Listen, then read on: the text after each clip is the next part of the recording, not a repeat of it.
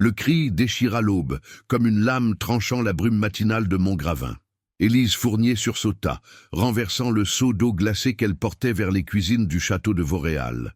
Ses yeux verts, seuls témoins de sa terreur muette, scrutèrent les fenêtres hautes où résonnaient encore les échos de cette plainte déchirante. « Marguerite! Marguerite! Où es-tu, mon enfant ?» La voix du roi Louis-Henri de Vauréal traversait les couloirs de pierre comme un glas funèbre. Élise connaissait ce timbre brisé, cette détresse qui transformait le souverain en père épouvanté.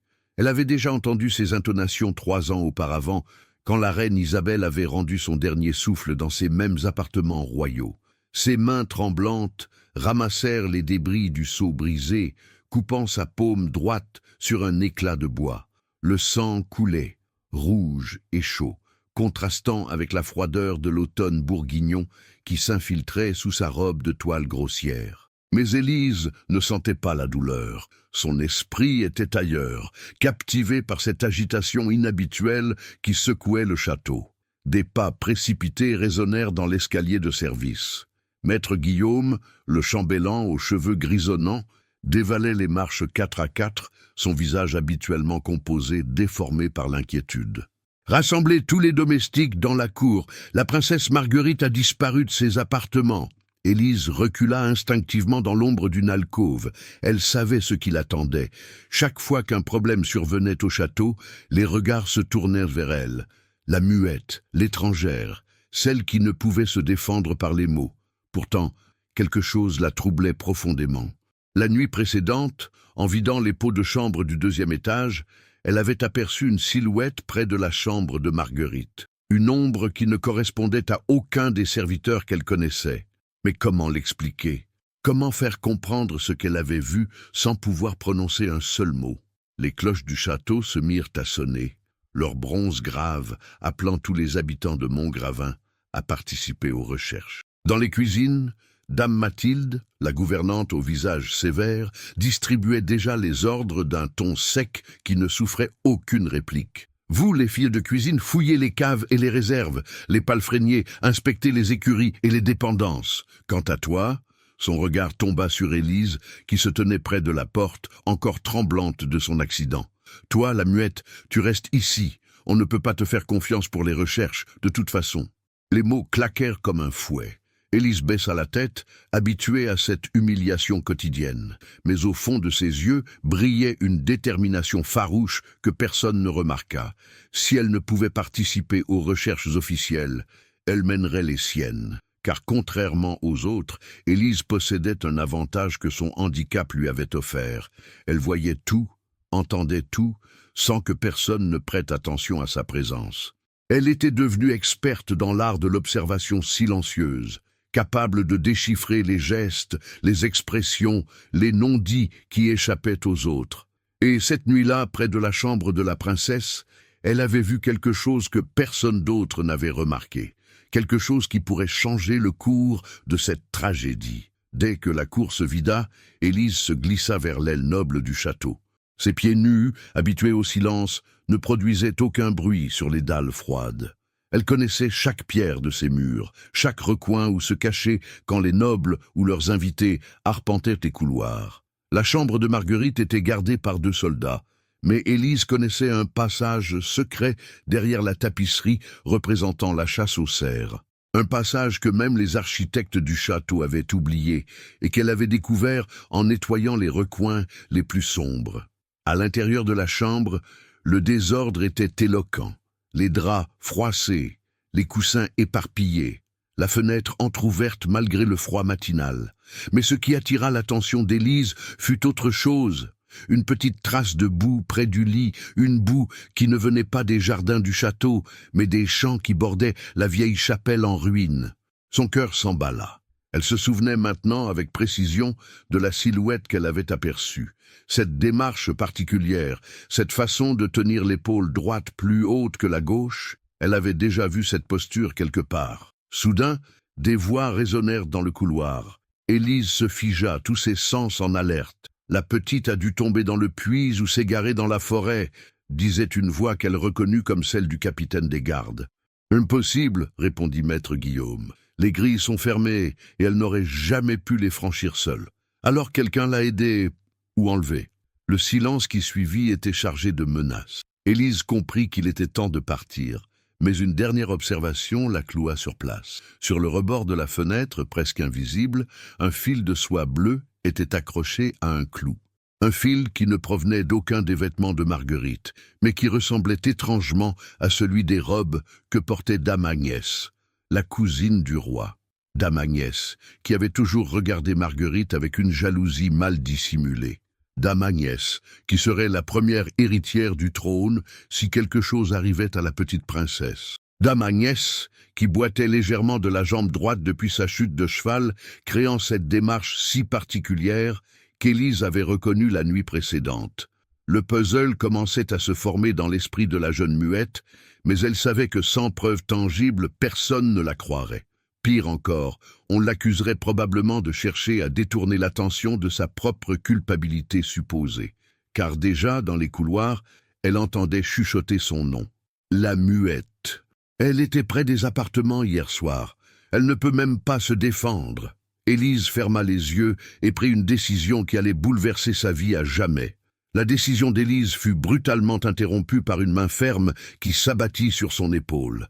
Elle se retourna, le cœur battant, pour découvrir le visage sévère de Dame Mathilde, dont les yeux perçants la transperçaient comme des poignards. « Que fais-tu ici, malheureuse ?» siffla la gouvernante entre ses dents serrées. « Tu n'as rien à faire dans les appartements nobles. » Élise ouvrit la bouche par réflexe, mais aucun son n'en sortit. Jamais elle n'avait autant maudit son handicap qu'à cet instant précis. Comment expliquer sa découverte? Comment faire comprendre l'importance du fil bleu, de la boue suspecte, de cette silhouette qu'elle avait reconnue? « Silence !» continua Dame Mathilde, ironique malgré elle, « comme si tu avais le choix. » La gouvernante la saisit rudement par le bras et l'entraîna vers l'escalier de service. Dans les couloirs, d'autres domestiques s'arrêtaient pour les regarder passer, leur visage exprimant un mélange de curiosité et de suspicion. Élise pouvait lire dans leurs regards ce qu'ils pensaient. Bien sûr, c'est la muette, elle était forcément impliquée. « Maître Guillaume !»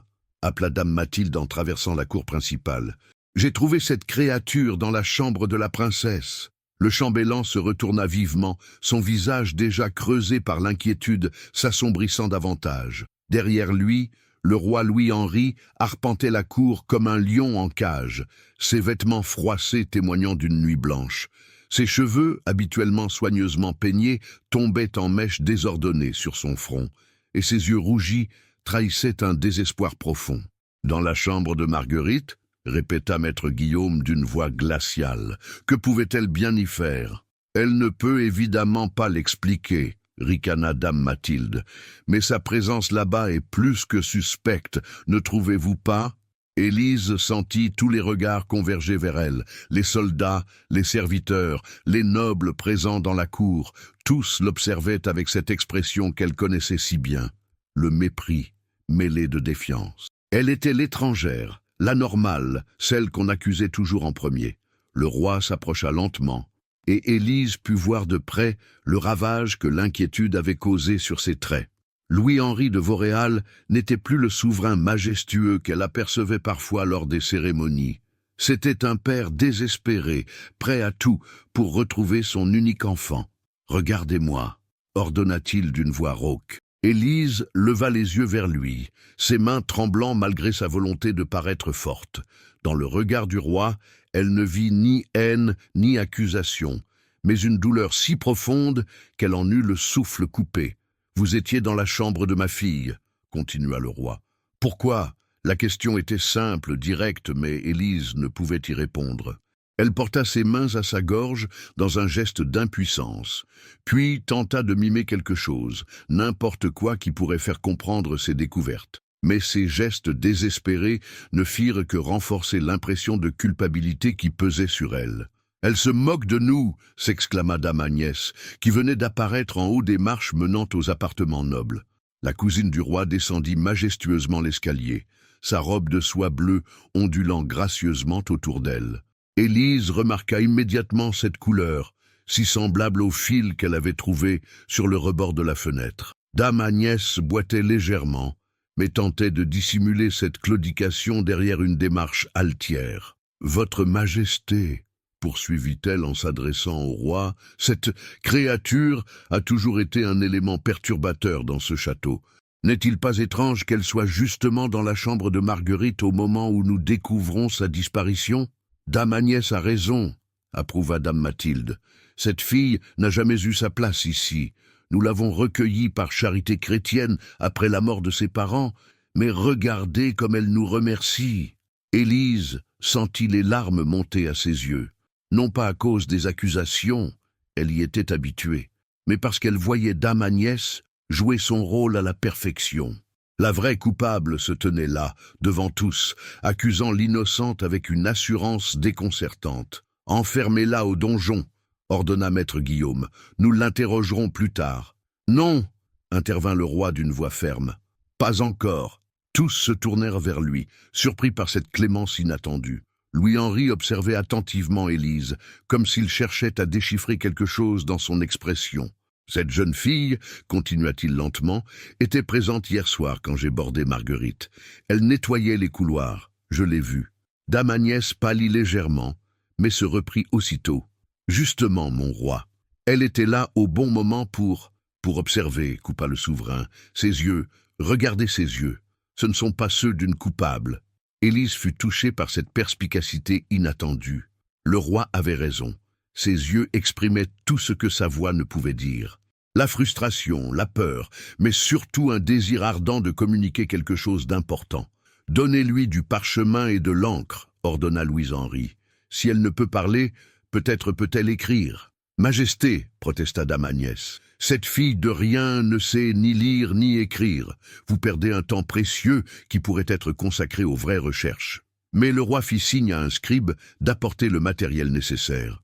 Élise prit la plume avec des mains tremblantes. Elle savait en effet lire et écrire, ayant appris en secret avec l'aide de sœur Margot, la vieille religieuse qui s'occupait de l'infirmerie du château. Mais jamais elle n'avait révélé cette capacité, de peur qu'on lui confie des tâches plus difficiles. Sous les regards tendus de l'assemblée, elle traça ses premiers mots d'une écriture maladroite mais lisible. « J'ai vu une ombre près de la chambre, une personne qui boitait. » Un murmure parcourut la cour. Dame Agnès fit un pas en arrière, et Élise remarqua que sa claudication s'accentuait sous l'effet de la nervosité. « C'est ridicule !» s'écria la dame noble. « Cette fille invente n'importe quoi pour détourner les soupçons. » Mais le roi lisait et relisait les mots d'Élise, son visage devenant de plus en plus grave. « Une personne qui boite », répéta-t-il lentement. « Continuez, écrivez tout ce que vous avez vu. » Élise reprit la plume et continua, consciente que chaque mot pouvait être le dernier qu'elle tracerait de sa vie. Fil bleu sur la fenêtre, bout des champs près du lit. La personne connaît les passages secrets. Cette fois, le silence fut total. Dame Agnès était devenue livide, et Élise vit ses mains trembler légèrement. Mais la dame noble était loin d'être vaincue. « Mon roi », dit-elle d'une voix où perçait une pointe de désespoir mal maîtrisée, « ne laissez pas cette sorcière muette vous égarer avec ses mensonges. Pendant que nous perdons du temps avec ses élucubrations, Marguerite pourrait être en train de... » Elle ne termina pas sa phrase, mais l'implication était claire. Le roi serra les poings, partagé entre l'urgence des recherches et les révélations troublantes d'Élise. « Très bien, » trancha-t-il finalement. « Que les recherches continuent selon le plan initial. Mais cette jeune fille reste libre et sous ma protection personnelle. Si elle ment, nous le découvrirons bien assez tôt. » Dame Agnès inclina la tête avec une obéissance feinte, mais Élise vit briller dans ses yeux une lueur de haine pure. Elle savait que la bataille ne faisait que commencer, et que sa vie ne tenait maintenant plus qu'à un fil aussi ténu que celui qu'elle avait trouvé sur le rebord de la fenêtre. La protection royale n'était qu'un mince rempart contre la hostilité générale qui s'abattait désormais sur Élise. Tandis que les recherches officielles se dirigeaient vers la forêt et les villages environnants, elle se retrouvait isolée dans sa petite chambre sous les combles, où le roi avait ordonné qu'on lui apporte de la nourriture et des vêtements propres. Mais Élise n'avait pas l'intention de rester passive. Dès que les couloirs se vidèrent et que le château sombra dans le silence lourd de l'inquiétude, elle se glissa hors de sa chambre. Ses pieds nus trouvaient instinctivement le chemin vers l'infirmerie, où sœur Margot passait ses nuits à prier pour les malades et les affligés. L'infirmerie était située dans l'aile la plus ancienne du château, là où les murs suintaient l'humidité et où les courants d'air faisaient danser les flammes des bougies. Sœur Margot, âgée de près de 70 ans, était devenue aveugle suite à une fièvre contractée 15 ans auparavant en soignant les pestiférés. Mais sa cécité avait aiguisé tous ses autres sens, et elle pouvait identifier n'importe qui rien qu'au bruit de ses pas. « Élise, ma chère enfant », murmura la religieuse sans même lever la tête de son livre de prière, écrit en braille. « Je t'attendais. » La jeune muette s'agenouilla près du lit où reposait la vieille femme. Sœur Margot était la seule personne au château qui l'avait jamais traitée avec tendresse. La seule qui avait pris le temps de lui apprendre à lire et à écrire en secret pendant les longues nuits d'hiver où elles veillaient ensemble, les malades. « Tu as des choses importantes à me dire, n'est-ce pas ?» continua sœur Margot en tendant une main ridée vers le visage d'Élise. « Tes mains tremblent, ton souffle est court. Tu as peur, mais pas pour toi, pour quelqu'un d'autre. » Élise prit la main de la religieuse et y traça des lettres avec son doigt, leur code secret développé au fil des années. Lentement, elle raconta tout.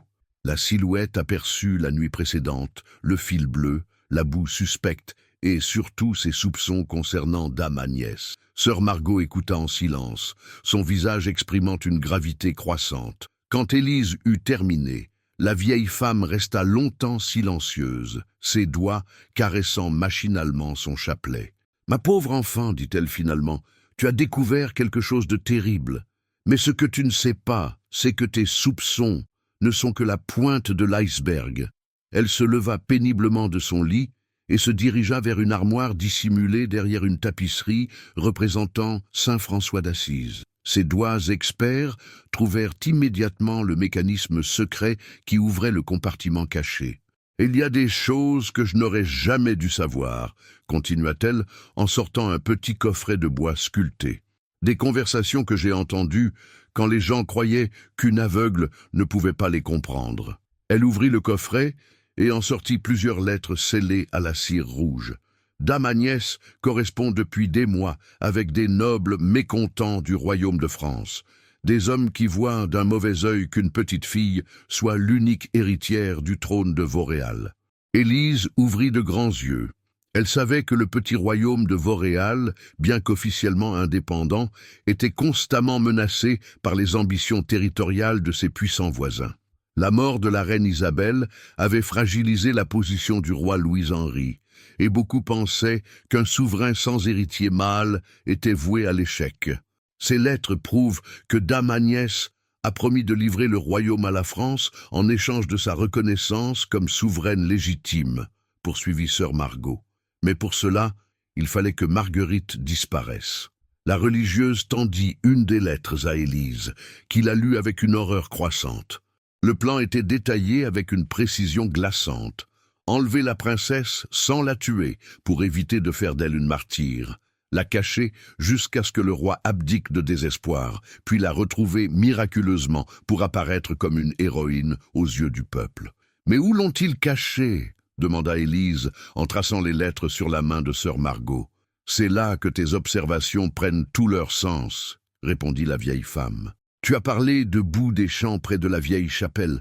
Cette chapelle a été construite sur d'anciennes cryptes romaines, avec des souterrains qui s'étendent sous tout le village. J'y suis allé dans ma jeunesse, avant de perdre la vue. » Elle fouilla encore dans le coffret et en sortit un vieux parchemin jauni. « C'est le plan des anciennes catacombes, dessiné par mon grand-père qui était maçon.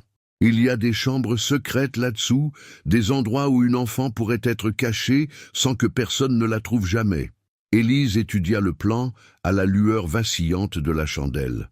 Le réseau de tunnels était complexe, avec plusieurs entrées disséminées dans le village, et même une qui menait directement sous le château. « Mais attention, ma chère enfant, » reprit sœur Margot en posant une main protectrice sur l'épaule d'Élise. « Dame Agnès n'agit pas seule.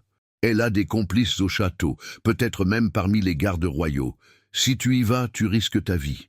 Et si je n'y vais pas, Marguerite mourra de froid ou de faim, écrivit Élise sur un morceau de parchemin. « Alors nous devons être plus intelligentes qu'eux, décida sœur Margot. Tu vas y aller, mais pas seule, et pas sans préparation. » La religieuse se dirigea vers une autre cachette et en sortit une petite fiole contenant un liquide verdâtre. « C'est une potion somnifère que je prépare pour les malades agités. Quelques gouttes dans une boisson et même le plus vigilant des gardes s'endormira profondément.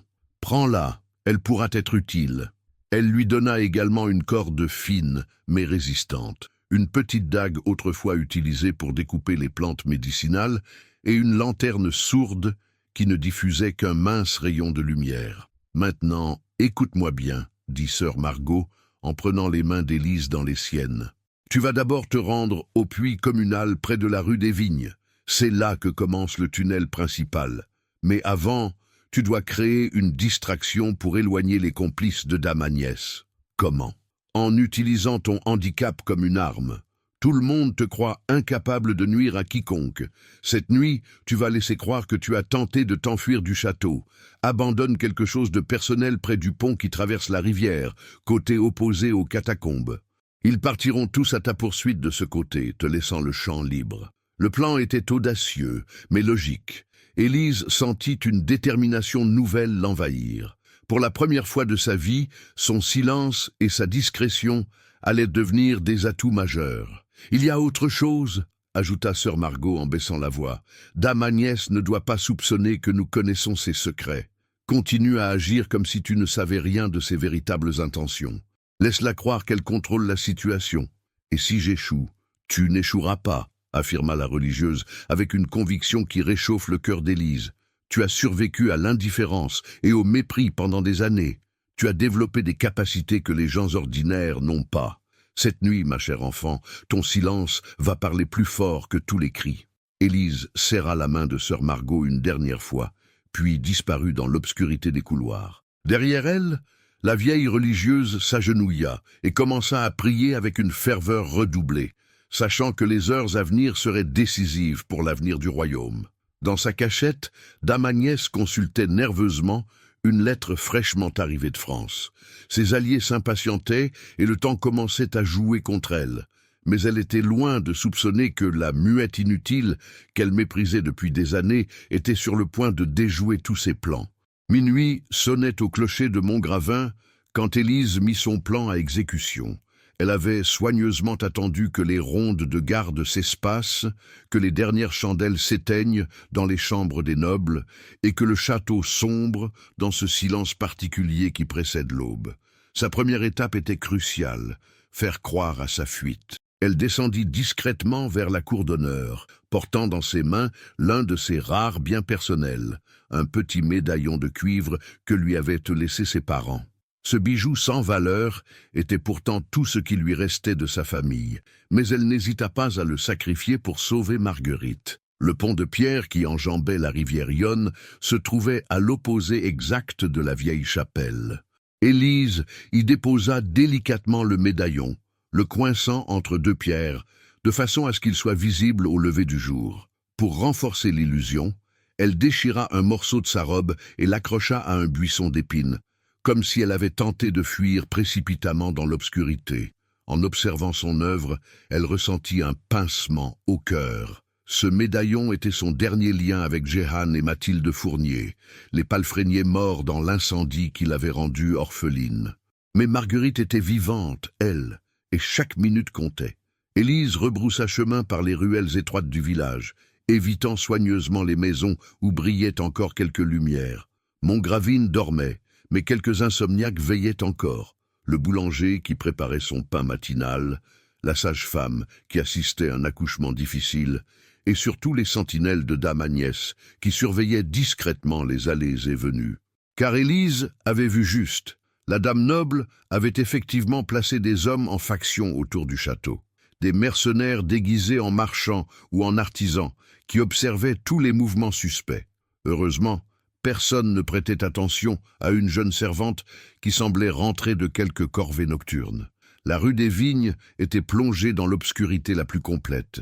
Les maisons de pierre se dressaient comme des sentinelles silencieuses, leurs volets clos dissimulant les familles de vignerons épuisés par les vendanges récentes. Au bout de la rue, la vieille chapelle dessinait sa silhouette gothique contre le ciel étoilé. Le puits communal se trouvait à une 50aine de pas de l'édifice religieux, construit à l'époque romaine. Il était si profond qu'on ne voyait jamais le fond, même en plein jour. Élise s'agenouilla près de la margelle de pierre et examina attentivement les alentours, cherchant l'entrée secrète mentionnée sur le plan de sœur Margot. Ses doigts tâtonnèrent le long des pierres mousses, cherchant la fameuse pierre mobile qui dissimulait l'accès aux catacombes. Selon les indications de la religieuse, elle devait se trouver du côté nord, marquée d'une croix gravée à peine visible. Enfin, elle la découvrit. Une pierre plus sombre que les autres, effectivement ornée d'une croix si discrète qu'elle passait inaperçue pour un œil non averti. Élise appuya selon la séquence décrite par sœur Margot. 2 pressions courtes, une longue, puis 3 rapides. Un déclic sourd retentit et la pierre bascula vers l'intérieur, révélant un étroit passage qui plongeait dans les entrailles de la terre. Un courant d'air froid et humide s'éleva du trou béant, chargé d'odeurs de terre et de moisissures accumulées depuis des siècles. Élise alluma sa lanterne sourde et s'engagea dans le tunnel. Les murs étaient taillés dans la roche calcaire typique de la Bourgogne, et le sol était pavé de dalles romaines, encore parfaitement ajustées, malgré leur âge vénérable. Ses pas résonnaient faiblement dans l'espace confiné, mais elle s'efforçait de marcher le plus silencieusement possible. Le tunnel descendait en pente douce, serpentant sous le village selon un tracé que seuls les architectes antiques connaissaient. Sur les murs, Élise apercevait parfois des niches creusées dans la pierre, autrefois destinées à accueillir les urnes funéraires des notables gallo-romains. Certaines contenaient encore des fragments d'ossements blanchis par le temps. Après une centaine de mètres, le tunnel se divisait en 3 branches. Élise consulta le plan à la lueur de sa lanterne, s'efforçant de mémoriser le chemin à suivre.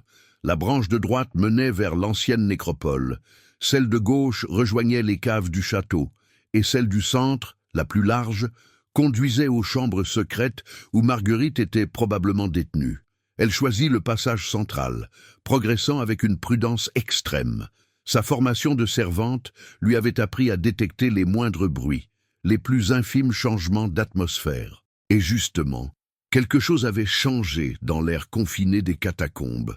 Une odeur différente flottait maintenant dans le tunnel, de la fumée de chandelle, mêlée à des relents de nourriture, et, était-ce possible, un parfum de lavande, celui-là même que portait toujours la princesse Marguerite. Le cœur d'Élise s'emballa.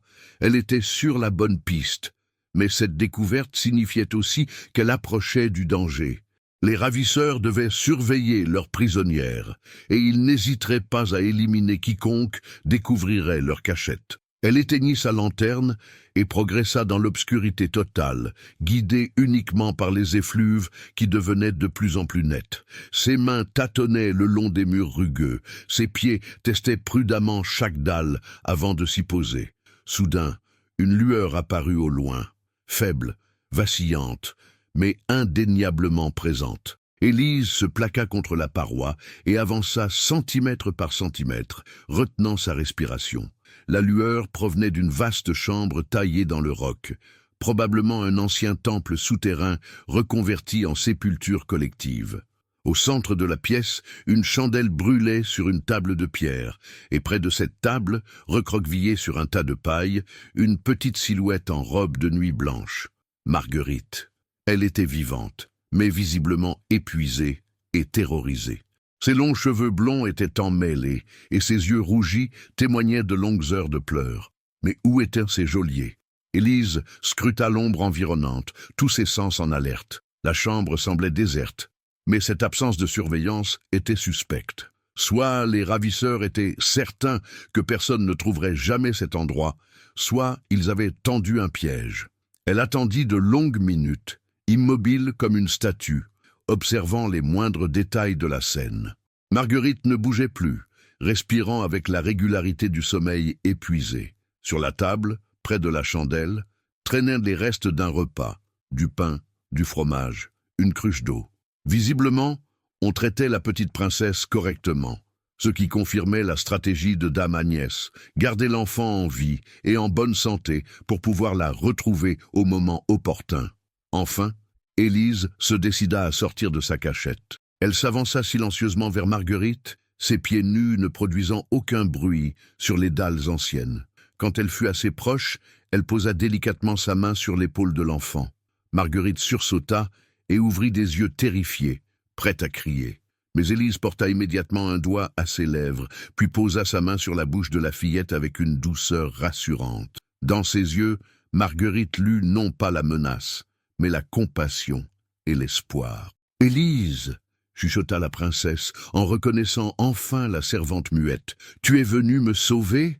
Élise hocha vigoureusement la tête et sortit de sa poche un morceau de parchemin sur lequel elle avait préparé quelques mots. « Silence.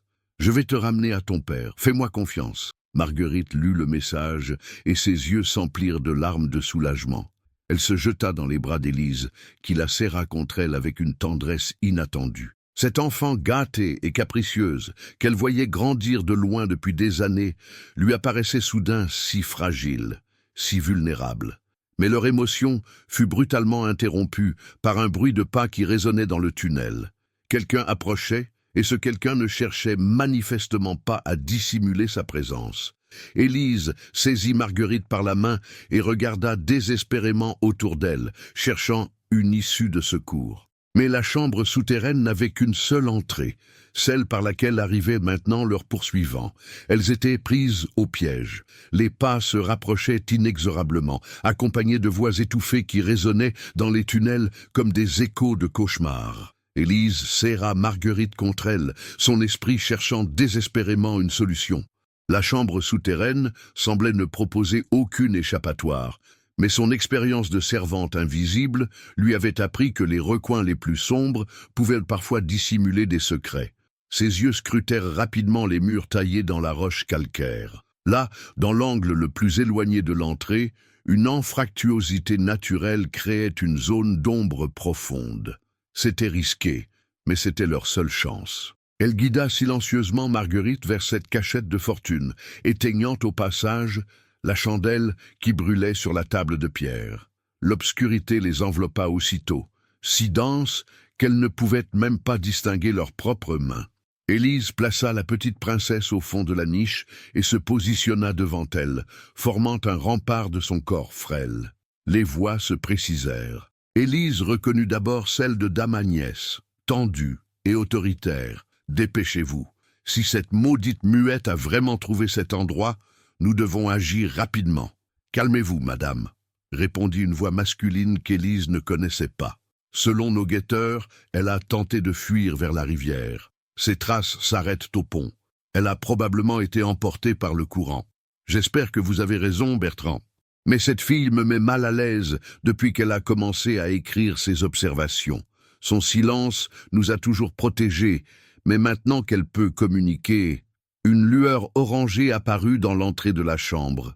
Les conspirateurs arrivaient, portant des torches qui chassaient progressivement les ténèbres protectrices.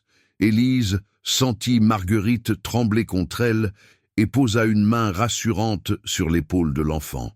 Dame Agnès pénétra dans la chambre, suivie de deux hommes, dont l'allure dénotait qu'ils n'étaient pas du pays. Le plus grand, celui qui s'appelait Bertrand, portait des vêtements de qualité mais pratiques, comme un marchand prospère. Le second, plus trapu et au regard sournois, avait tout l'air d'un mercenaire habitué aux basses œuvres. « Rallumez cette chandelle », ordonna Dame Agnès. « Je veux m'assurer que la petite va bien. » Bertrand approcha sa torche de la mèche, et la flamme éclaira de nouveau la chambre souterraine.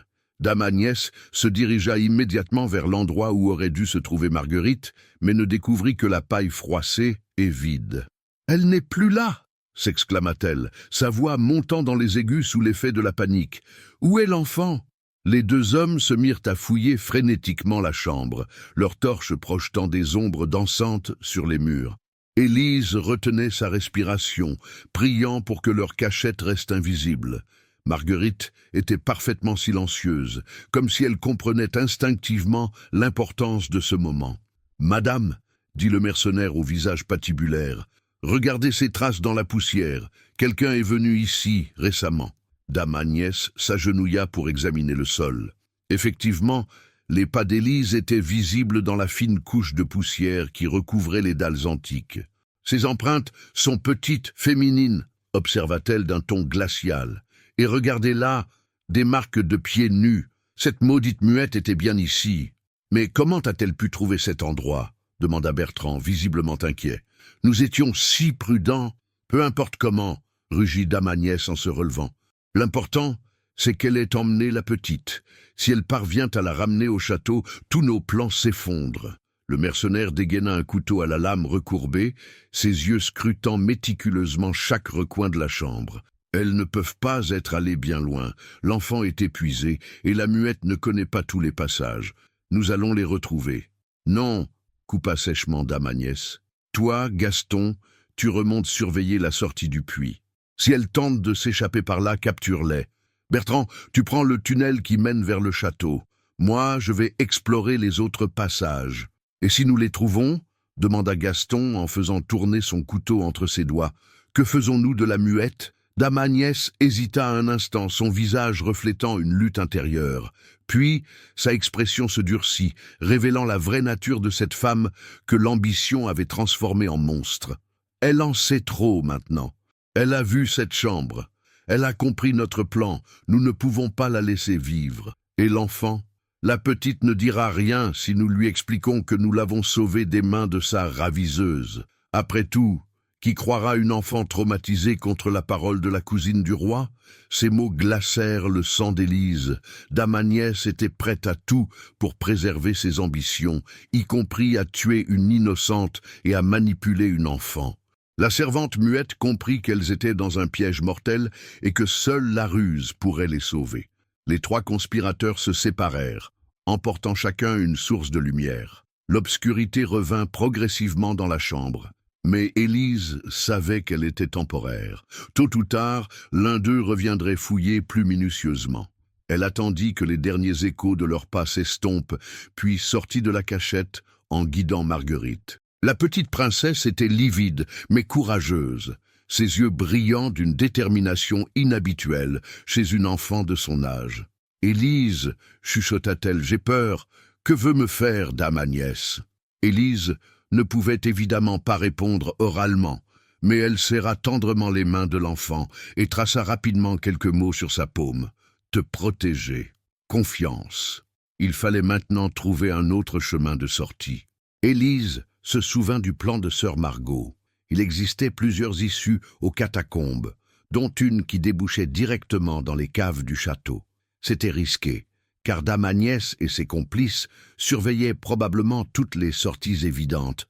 Mais c'était peut-être leur seule chance. Elle ralluma sa lanterne sourde en prenant soin de diriger le faisceau vers le sol et examina attentivement les murs de la chambre. Il devait y avoir d'autres passages, des connexions que les conspirateurs n'avaient pas pensé à surveiller. Là, dans le mur opposé à l'entrée principale, une pierre différente des autres révélait l'existence d'un ancien passage condamné. Élise approcha sa lumière et découvrit que les joints avaient été récemment recimentés, mais de façon approximative. Avec un peu d'effort, il serait peut-être possible de créer une ouverture suffisante pour qu'elle puisse s'échapper. Elle sortit la petite dague que lui avait donnée sœur Margot et commença à gratter le mortier. Le travail était lent et difficile, et chaque éclat de pierre qui tombait résonnait comme un coup de tonnerre dans l'air confiné de la chambre. Marguerite l'observait avec admiration. Cette servante qu'elle avait toujours considérée comme une ombre insignifiante révélait un courage et une intelligence qui la fascinaient. Pour la première fois de sa vie, la petite princesse comprenait que la vraie noblesse n'était pas forcément liée au sang royal. Soudain, des voix résonnèrent de nouveau dans les tunnels, plus proches cette fois, et plus nombreuses. Dame Agnès avait visiblement fait appel à des renforts. « Elles sont forcément dans les catacombes !» criait-elle. « Fouillez chaque recoin, retournez chaque pierre. Je veux cette enfant vivante et cette muette morte avant l'aube. » Élise redoubla d'efforts, ses ongles se brisant sur la pierre, ses doigts saignant sur les arêtes tranchantes du mortier. Enfin, une pierre bougea, puis une autre. L'ouverture était encore étroite, mais suffisante pour laisser passer une enfant et une jeune femme mince. Marguerite, chuchota-t-elle en articulant silencieusement pour que l'enfant puisse lire sur ses lèvres, passe la première. Je te suis. Mais au moment où la petite princesse se glissait dans l'ouverture, une lumière apparut dans l'entrée de la chambre. Gaston était de retour et cette fois, il n'était pas seul. Gaston pénétra dans la chambre accompagné de 3 autres hommes, leurs torches transformant les ombres protectrices en ennemis dansants. Élise eut juste le temps de pousser Marguerite dans l'ouverture et de s'y glisser à son tour avant que la lueur n'éclaire leur cachette improvisée. « Regardez !» s'écria l'un des hommes. « Il y a un passage ouvert dans ce mur !»« Elles sont passées par là !» rugit Gaston. « Vite, élargissons l'ouverture !» Le bruit des pierres que l'on déplaçait brutalement résonna dans l'espace confiné. Élise et Marguerite se trouvaient maintenant dans un tunnel, encore plus étroit que les précédents, si bas qu'elles devaient progresser à 4 pattes. L'air y était vicié, chargé de l'humidité des siècles, et leurs poumons peinaient à trouver l'oxygène nécessaire. « Élise, j'ai du mal à respirer » gémit Marguerite, sa voix étouffée par l'étroitesse du passage. La jeune muette se retourna tant bien que mal dans l'espace restreint et prit la main de l'enfant. Elle la porta à son propre cœur pour que Marguerite sente les battements réguliers, puis plaça la petite paume sur sa gorge pour qu'elle ressente le rythme de sa respiration. Un enseignement silencieux pour apprendre à contrôler sa panique. Derrière elle, les bruits de démolition s'intensifiaient. Gaston et ses hommes s'acharnaient sur le passage, élargissant l'ouverture pour pouvoir les poursuivre. Leurs jurons et leurs encouragements rauques se mêlaient au fracas des pierres qui s'entrechoquaient. « Dépêchez-vous !» criait la voix de Dame Agnès depuis la chambre principale. « Elles ne doivent pas s'échapper. L'avenir du royaume en dépend. » Élise comprit qu'elle n'avait que quelques minutes d'avance.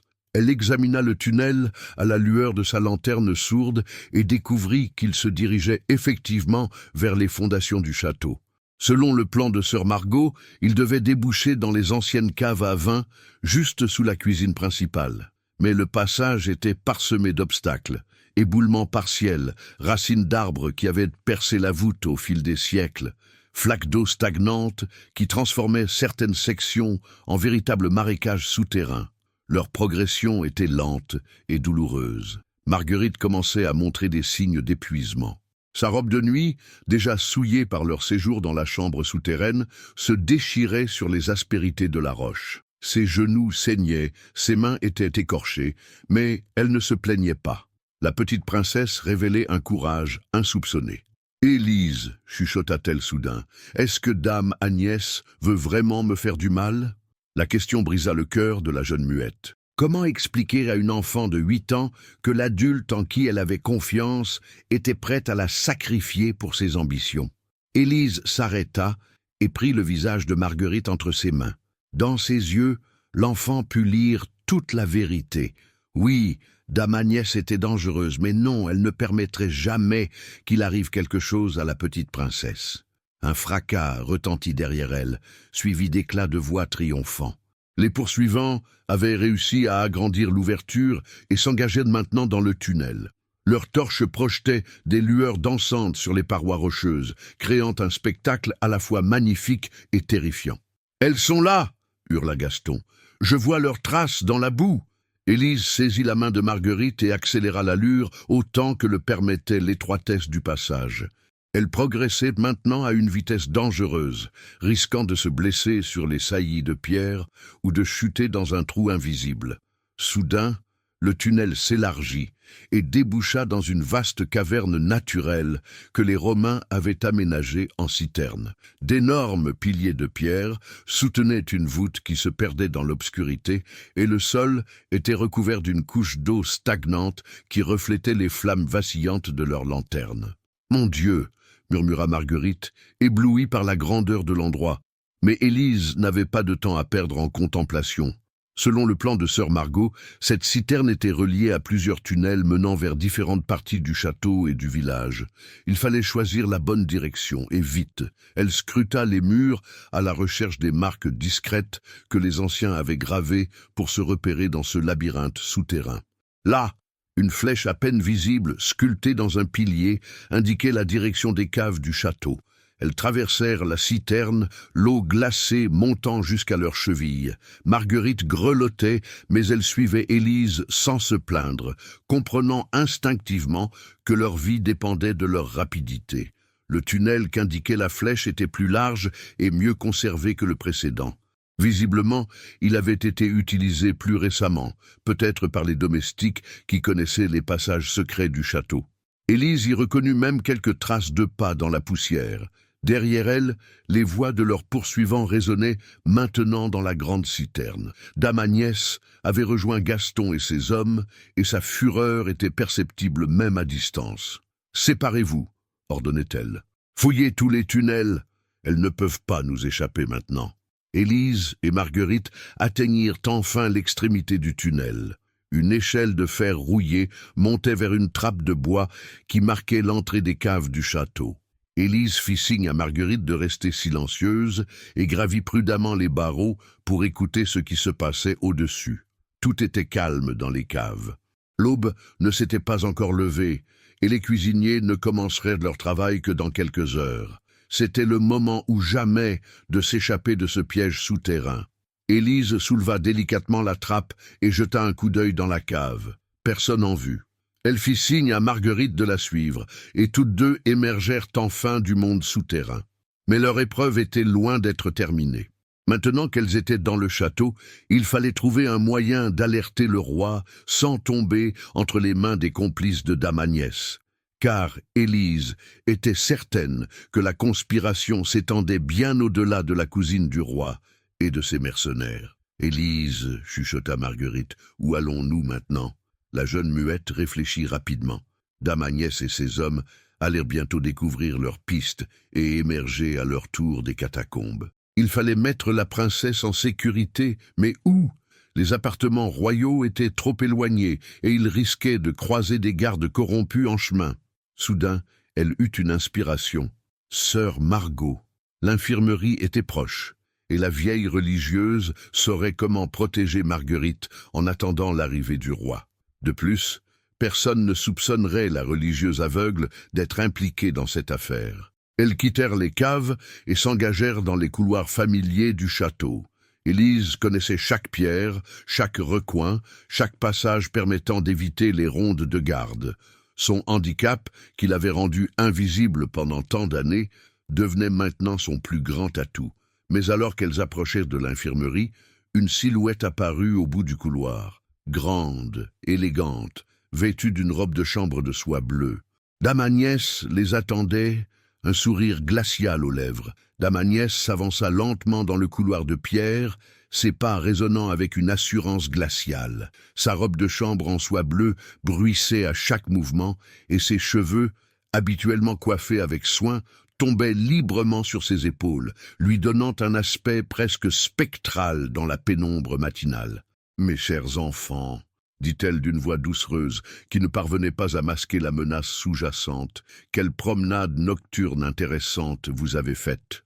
Élise, instinctivement, poussa Marguerite derrière elle, formant un rempart de son corps frêle face à cette femme qu'elle savait désormais capable du pire.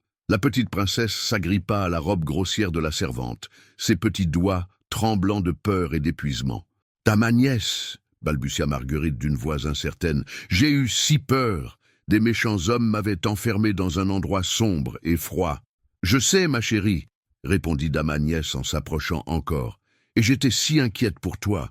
Heureusement que j'ai réussi à suivre cette créature qui t'avait emmenée. » Élise sentit son sang se glacer. Dame Agnès retournait déjà la situation à son avantage, préparant sa version des faits qui ferait d'elle une héroïne et de la servante muette une criminelle. La perversité de cette manipulation était d'autant plus révoltante qu'elle s'appuyait sur l'innocence de Marguerite. « Viens, mon enfant, » continua Dame Agnès, en tendant une main vers la princesse. « Éloigne-toi de cette fille. Elle t'a fait beaucoup de mal, n'est-ce pas ?» Marguerite hésita. Son jeune esprit était confus, partagé entre la confiance qu'elle avait toujours accordée à l'adulte et ce qu'elle avait vécu cette nuit. Élise sentit l'enfant vaciller derrière elle, et son cœur se serra. Comment une fillette de 8 ans pourrait-elle comprendre la complexité de cette trahison, Mais soudain, Marguerite fit quelque chose d'inattendu. Au lieu de s'avancer vers Dame Agnès, elle resserra son étreinte autour de la taille d'Élise et déclara d'une voix claire « Non, Dame Agnès, Élise ne m'a pas fait de mal. Elle m'a sauvé des méchants hommes qui vous ressemblaient. » Le visage de Dame Agnès se crispa imperceptiblement. Cette réaction de l'enfant n'était pas prévue dans ses calculs. Elle avait sous-estimé l'intelligence de Marguerite et sa capacité à discerner le vrai du faux. « Ma pauvre chérie, reprit-elle, en s'efforçant de garder un ton maternel, tu es fatiguée et confuse. Cette nuit terrible t'a traumatisée. Viens avec moi, nous allons retrouver ton papa, et tout redeviendra comme avant. Pourquoi étiez-vous avec les hommes qui m'ont enfermé ? Demanda soudain Marguerite, avec une perspicacité déconcertante. Je vous ai vu dans les tunnels, Dame Agnès. Vous parliez avec eux. Cette fois, Dame Agnès ne parvint plus à dissimuler sa colère. Ses traits se durcirent, révélant la vraie nature qui se cachait derrière des années de dissimulation parfaite. « Petite sotte !» cracha-t-elle. « Tu ne comprends rien à rien. Ce que je le fais pour le bien du royaume. Ton père est un faible qui ne mérite pas de régner. » La transformation était saisissante. L'élégante dame de cour venait de révéler le monstre qu'elle était devenue, rongée par l'ambition et la jalousie. Élise vit dans ses yeux une lueur de folie qui la terrifia. « Dame Agnès, vous me faites peur », chuchota Marguerite en se serrant encore plus fort contre Élise. « Tu as raison d'avoir peur », répliqua Dame Agnès en faisant un pas de plus vers elle, « car maintenant que tu as tout entendu, je ne peux plus te laisser raconter ces histoires à ton père. » Élise comprit que la situation avait basculé dans l'irréparable. Dame Agnès avait abandonné toute prudence, révélant ses véritables intentions. Elle était devenue imprévisible, donc plus dangereuse que jamais. La jeune muette recula lentement, entraînant Marguerite vers l'infirmerie qui se trouvait à quelques mètres seulement. Si elle parvenait à atteindre sœur Margot, la religieuse pourrait peut-être les protéger ou donner l'alerte. « N'essayez même pas de fuir », lança Dame Agnès en accélérant l'allure. « Cette fois, vous ne m'échapperez pas. » Mais Élise avait un avantage, sa connaissance parfaite du château. D'un mouvement vif, elle poussa Marguerite vers une alcôve dissimulée derrière une tapisserie, puis se plaça devant l'ouverture pour la protéger.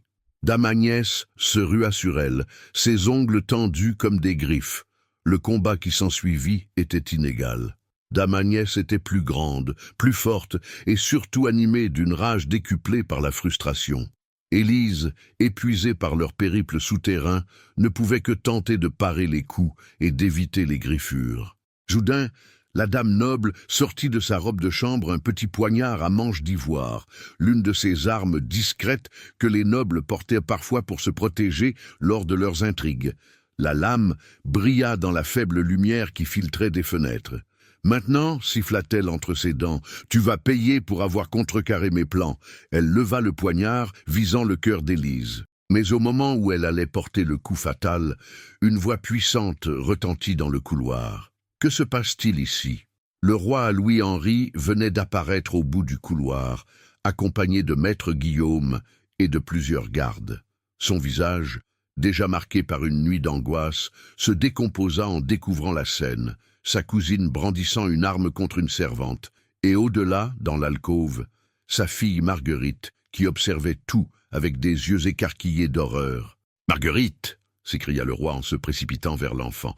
Dame Agnès laissa retomber son bras, le poignard glissant de ses doigts, pour tomber sur le sol de pierre avec un tintement métallique. Elle comprit que tout était perdu, que sa mascarade touchait à sa fin. « Mon roi !» tenta-t-elle une dernière fois. « Je peux tout expliquer. »« Silence !» rugit Louis-Henri, d'une voix où perçait une autorité que peu avaient entendue auparavant. « Garde, arrêtez cette femme !»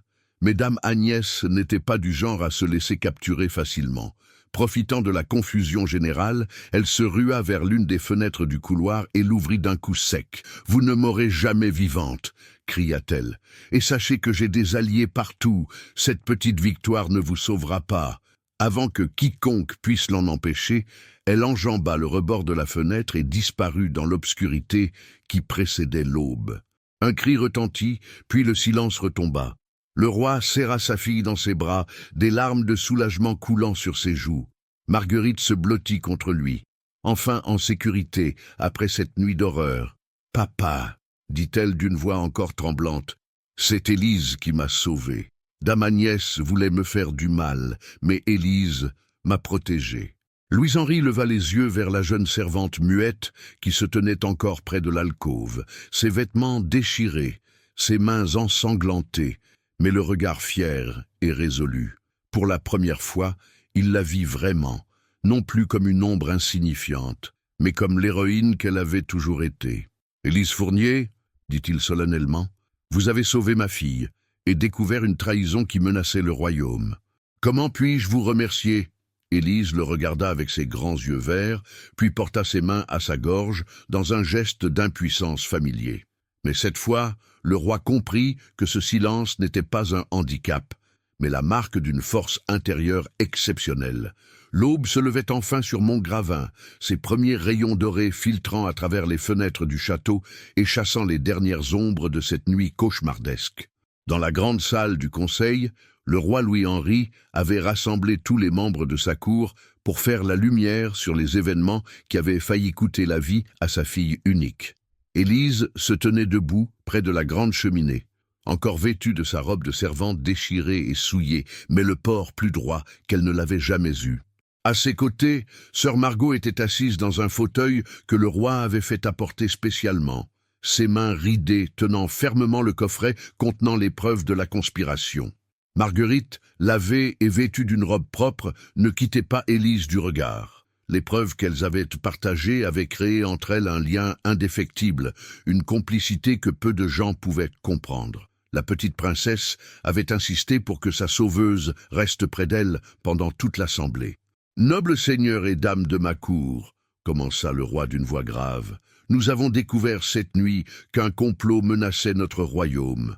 Ma cousine, Dame Agnès de Montclerc, a tenté d'enlever ma fille pour s'emparer du trône avec l'aide d'agents étrangers. » Un murmure choqué parcourut l'assemblée. Dame Agnès était respectée et crainte à la cour, et son apparente dévotion au royaume n'avait jamais été remise en question. Que cette femme d'apparence si noble ait pu trahir sa propre famille dépassait l'entendement de beaucoup.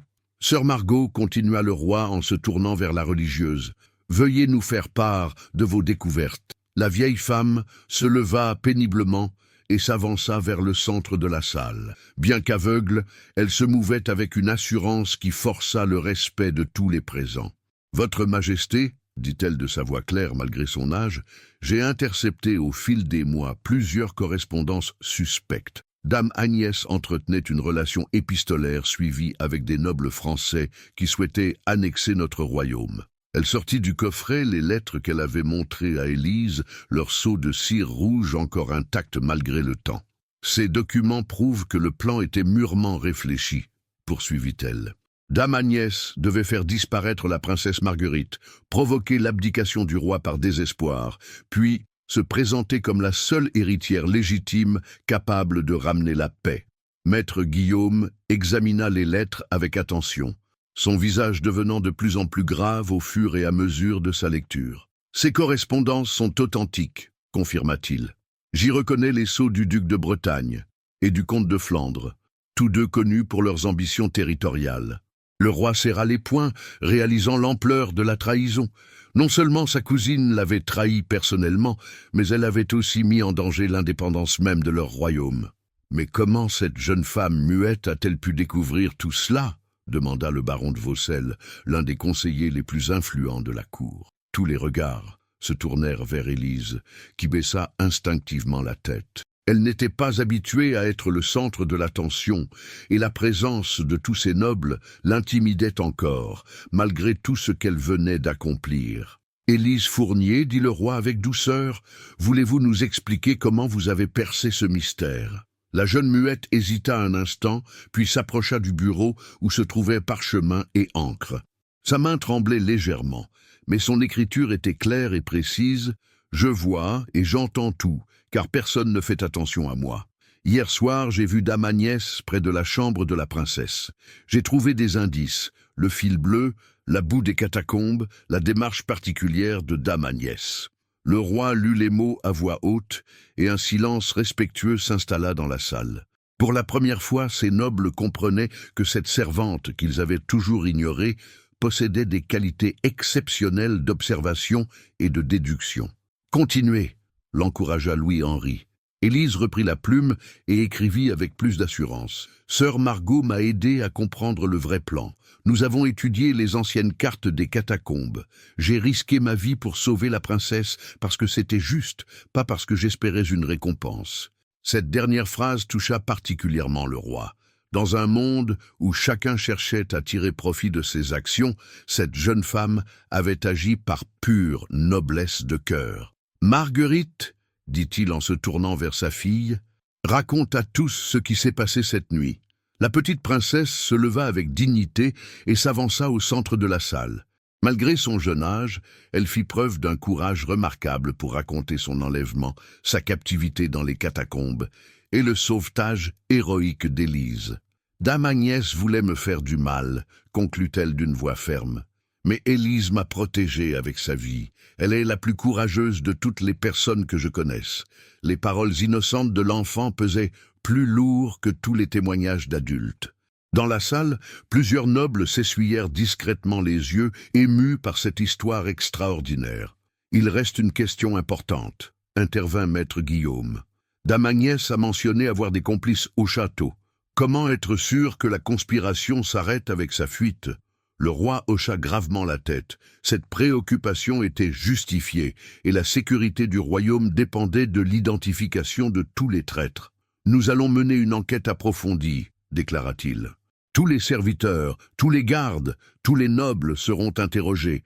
Personne ne doit échapper à notre vigilance. » Soudain, l'un des gardes de faction entra précipitamment dans la salle et s'agenouilla devant le roi. « Votre Majesté, » annonça-t-il d'une voix essoufflée, « nous avons retrouvé Dame Agnès. » Un silence tendu s'installa. Tous attendaient la suite avec appréhension. « Elle est morte, sire, » continua le garde. « Sa chute depuis la fenêtre l'a tuée sur le coup. Mais nous avons trouvé sur elle d'autres documents qui pourraient vous intéresser. » Le roi échangea un regard avec maître Guillaume. La mort de Dame Agnès simplifiait certaines choses, mais elle risquait aussi d'emporter avec elle des secrets importants sur l'étendue de la conspiration. « Apportez-moi ces documents immédiatement, » ordonna Louis-Henri. En attendant leur arrivée, le roi se tourna vers Élise et prit une décision qui allait changer sa vie à jamais. « Élise Fournier, dit-il solennellement, par vos actes héroïques, vous avez sauvé ma fille et notre royaume. Je ne peux pas vous rendre la voix, mais je peux vous offrir bien plus que cela. » Il fit signe à maître Guillaume d'apporter un parchemin officiel. « Je vous anoblis ce jour, vous et votre descendance. Vous porterez désormais le titre de Dame Élise de Montgravin et vous serez la protectrice officielle de ma fille. » L'émotion submergea Élise. Jamais, dans ses rêves les plus fous, elle n'aurait imaginé un tel renversement de situation. De servante méprisée, elle devenait dame de la cour, protectrice royale. Et surtout, elle trouvait enfin sa place dans ce monde qu'il avait si longtemps rejeté. Marguerite courut vers elle et la serra dans ses bras. « Maintenant, tu ne seras plus jamais seule, » murmura la petite princesse à son oreille. Et pour la première fois, depuis la mort de ses parents, Élise sourit vraiment. Le garde revint quelques minutes plus tard, portant une sacoche de cuir que Dame Agnès avait dissimulée sous ses vêtements. Le roi l'ouvrit personnellement, révélant son contenu sous les yeux attentifs de toute l'assemblée. À l'intérieur se trouvaient d'autres lettres, un petit carnet relié de cuir noir, et surtout une bourse contenant des pièces d'or français marquées du sceau royal de France. « Voici la preuve définitive de la trahison, » déclara Louis-Henri en brandissant les pièces. Dame Agnès était directement payée par nos ennemis. Maître Guillaume examina le carnet avec attention. Ces pages couvertes d'une écriture fine et serrée révélaient l'ampleur véritable de la conspiration. Il lut à voix haute les passages les plus significatifs. « Le capitaine Marcel et 3 de ses hommes sont acquis à notre cause. Ils surveilleront les rondes de nuit. Le moine franciscain qui dit la messe du dimanche nous transmettra les messages. Dame Mathilde ignore tout, mais son fils Pierre travaille pour nous en échange de l'effacement de ses dettes de jeu. » Chaque nom révélé provoquait des exclamations de surprise dans l'assemblée. La toile d'araignée tissée par Dame Agnès était plus vaste que quiconque ne l'avait imaginé, s'étendant des plus humbles serviteurs aux membres respectés du clergé. Élise écoutait ces révélations avec un mélange de fascination et d'horreur. Elle repensait à tous ces visages familiers qui l'entouraient au quotidien, se demandant lesquels avaient trahi leur serment de fidélité au roi. Pierre, le fils de Dame Mathilde, avait toujours été aimable avec elle. Difficile de croire qu'il puisse être impliqué dans un complot si sombre. « Garde !» ordonna le roi d'une voix tonnante. « Arrêtez immédiatement toutes les personnes mentionnées dans ce carnet. » L'agitation qui s'ensuivit fut considérable. Des soldats couraient dans tous les sens, des cris retentissaient dans les couloirs, et bientôt les premiers suspects furent amenés devant le roi, les mains liées et l'air défait. Le capitaine Marcel arriva le premier, encadré par 4 gardes loyalistes. Son visage, habituellement impassible, trahissait maintenant une panique mal contrôlée. Cet homme que tous respectaient pour son apparente intégrité n'était plus qu'un traître démasqué. « Marcel !» dit le roi d'une voix glaciale, « vous qui avez juré de protéger ce château et ma famille, comment avez-vous pu nous trahir ainsi ?» Le capitaine tenta d'abord de nier, puis, devant l'évidence des preuves écrites, finit par s'effondrer. « Majesté, balbutia-t-il, il menaçait ma femme et mes enfants. Dame Agnès avait des hommes partout. Si je ne collaborais pas... » « Silence !» rugit Louis-Henri. « Rien ne justifie la trahison. Vous serez jugé selon les lois du royaume. » Les autres complices furent amenés un par un, chacun révélant un aspect différent de la conspiration. Pierre, le fils de Dame Mathilde, pleurait en avouant avoir accepté l'or français pour payer ses dettes de jeu. Le moine franciscain niait avec véhémence, mais les lettres trouvées dans sa cellule le confondaient définitivement. Élise observait ce spectacle avec un sentiment étrange. Ces hommes qu'elle avait côtoyés pendant des années, qu'il avait ignorés ou méprisés, se retrouvaient maintenant dans une position bien plus précaire que la sienne n'avait jamais été. L'ironie du destin n'échappait à personne. Celle qui avait toujours été considérée comme la plus vulnérable était finalement la seule à avoir préservé son honneur. « Il reste une question cruciale », intervint le baron de Vaucelles. « Comment être certain que nous avons démasqué tous les complices ? Dame Agnès était habile, elle a pu recruter d'autres traîtres dont les noms n'apparaissent pas dans ce carnet. » Le roi hocha gravement la tête. Cette préoccupation était légitime, et la sécurité future du royaume en dépendait. « Sœur Margot, dit-il en se tournant vers la religieuse, vos contacts dans tout le château vous ont-ils permis de remarquer d'autres comportements suspects ?» La vieille femme réfléchit longuement avant de répondre. « Majesté, ma cécité m'a appris à écouter au-delà des mots. Je pense que nous avons identifié les principaux coupables, mais il serait sage d'instaurer de nouvelles mesures de sécurité. » Lesquelles ? Dame Élise possède des qualités d'observation exceptionnelles que cette épreuve a révélées. Pourquoi ne pas créer un réseau de surveillance discret dirigé par quelqu'un en qui votre majesté a désormais une confiance absolue ? Tous les regards se tournèrent vers Élise, qui rougit sous l'attention générale. L'idée de sœur Margot était audacieuse. Confier à une ancienne servante muette un rôle crucial dans la sécurité du royaume. « C'est une proposition intéressante, » admit le roi. « Dame Élise, accepteriez-vous cette responsabilité ?» Élise prit la plume et écrivit sa réponse avec une détermination nouvelle. « J'accepte, mais à une condition, que sœur Margot soit ma conseillère officielle. Sa sagesse et son expérience seront nécessaires pour éviter que de telles trahisons se reproduisent. » Le roi sourit pour la première fois depuis le début de cette longue nuit. « Accordé. Sœur Margot, acceptez-vous de devenir la conseillère spéciale de Dame Élise ? » « Avec joie, Majesté. Cet enfant m'a montré que le vrai courage ne se trouve pas toujours là où on l'attend. » Marguerite, qui était restée silencieuse pendant ces discussions d'adultes, s'approcha soudain d'Élise et lui murmura quelque chose à l'oreille. La jeune femme sourit et écrivit quelques mots sur un parchemin qu'elle tendit au roi. La princesse Marguerite souhaite apprendre le langage des signes pour pouvoir communiquer avec moi sans écriture. Elle pense que cela pourrait être utile pour nos futures missions secrètes. L'assemblée éclata de rire devant la perspicacité précoce de l'enfant.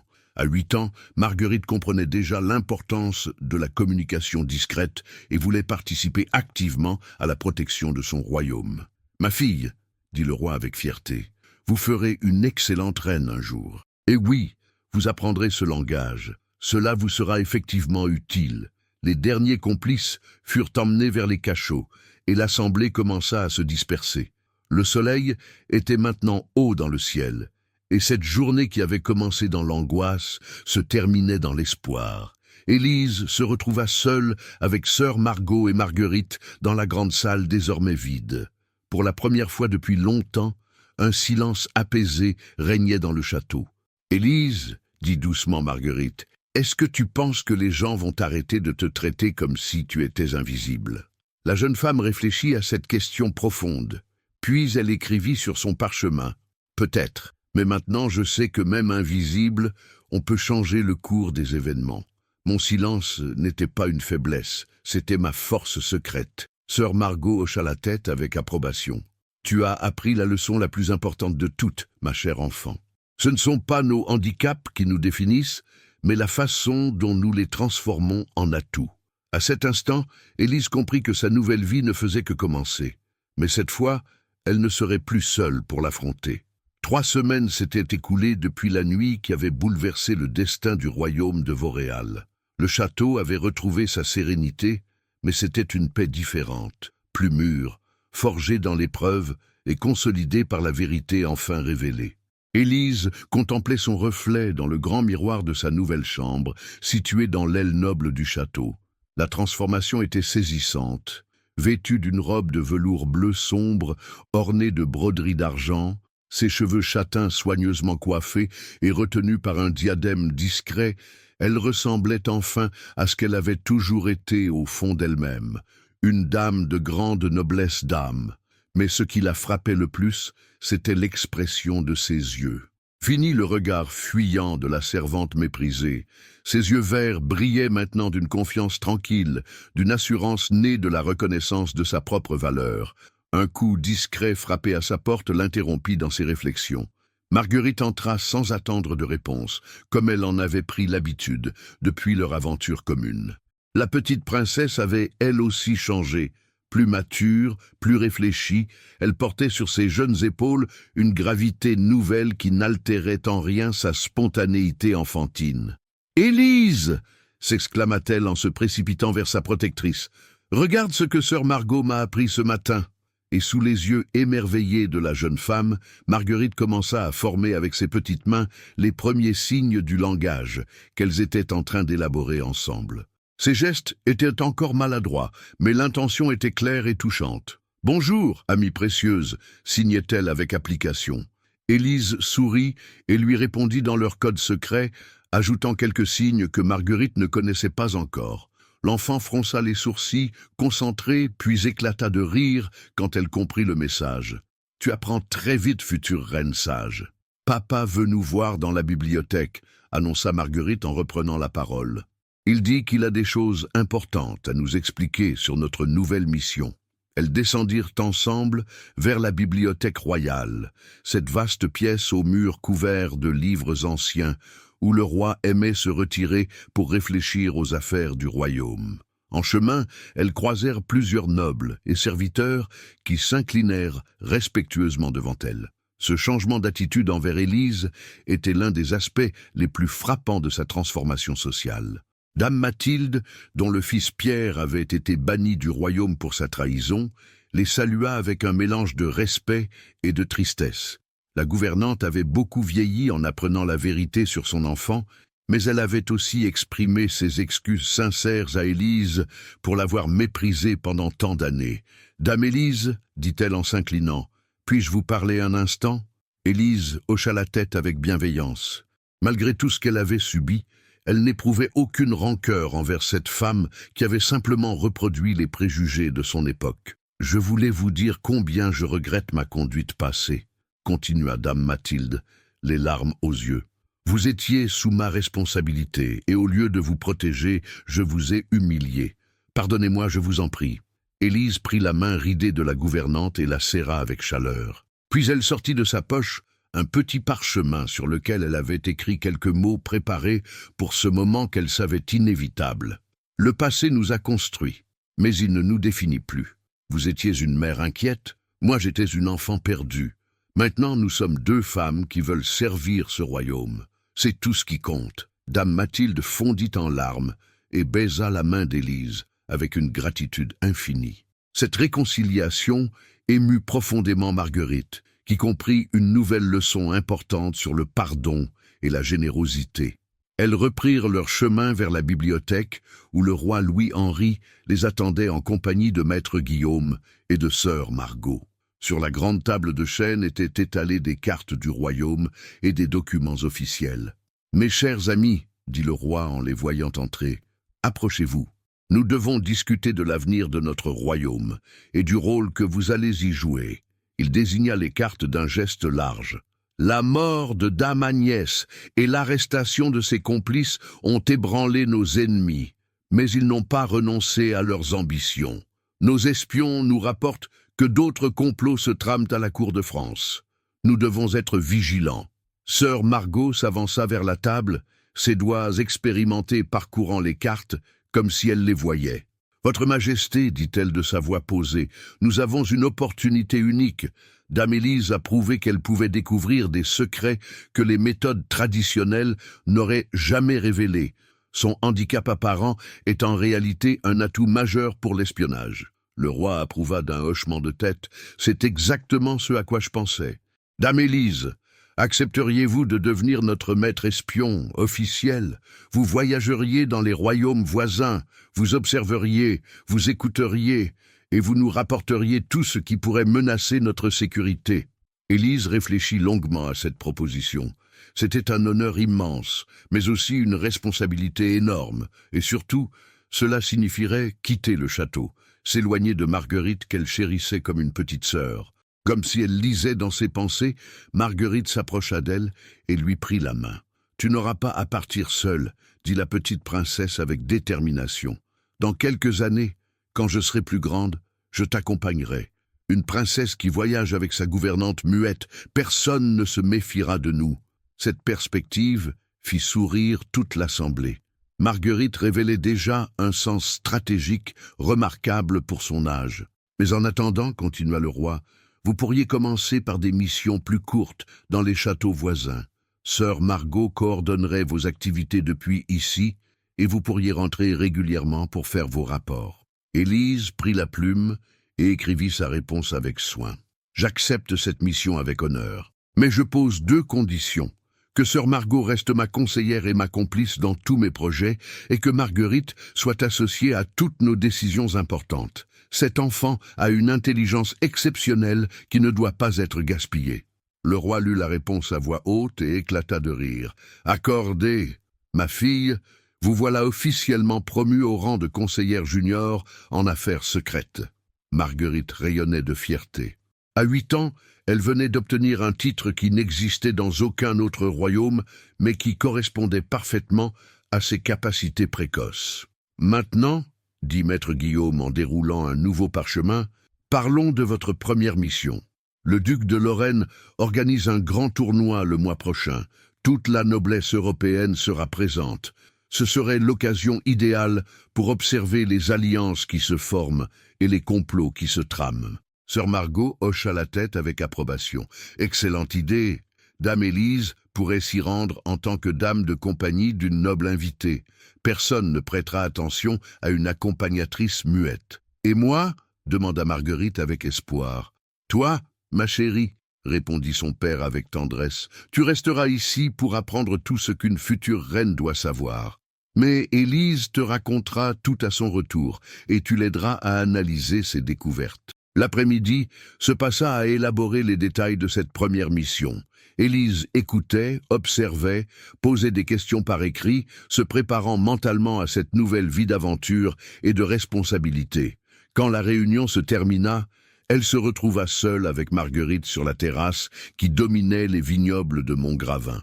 Le soleil couchant dorait les feuilles d'automne, créant un paysage d'une beauté paisible qui contrastait avec l'agitation des semaines précédentes. « Tu es heureuse ?» demanda Marguerite en s'appuyant contre la balustrade. Élise réfléchit à cette question simple mais profonde. Heureuse?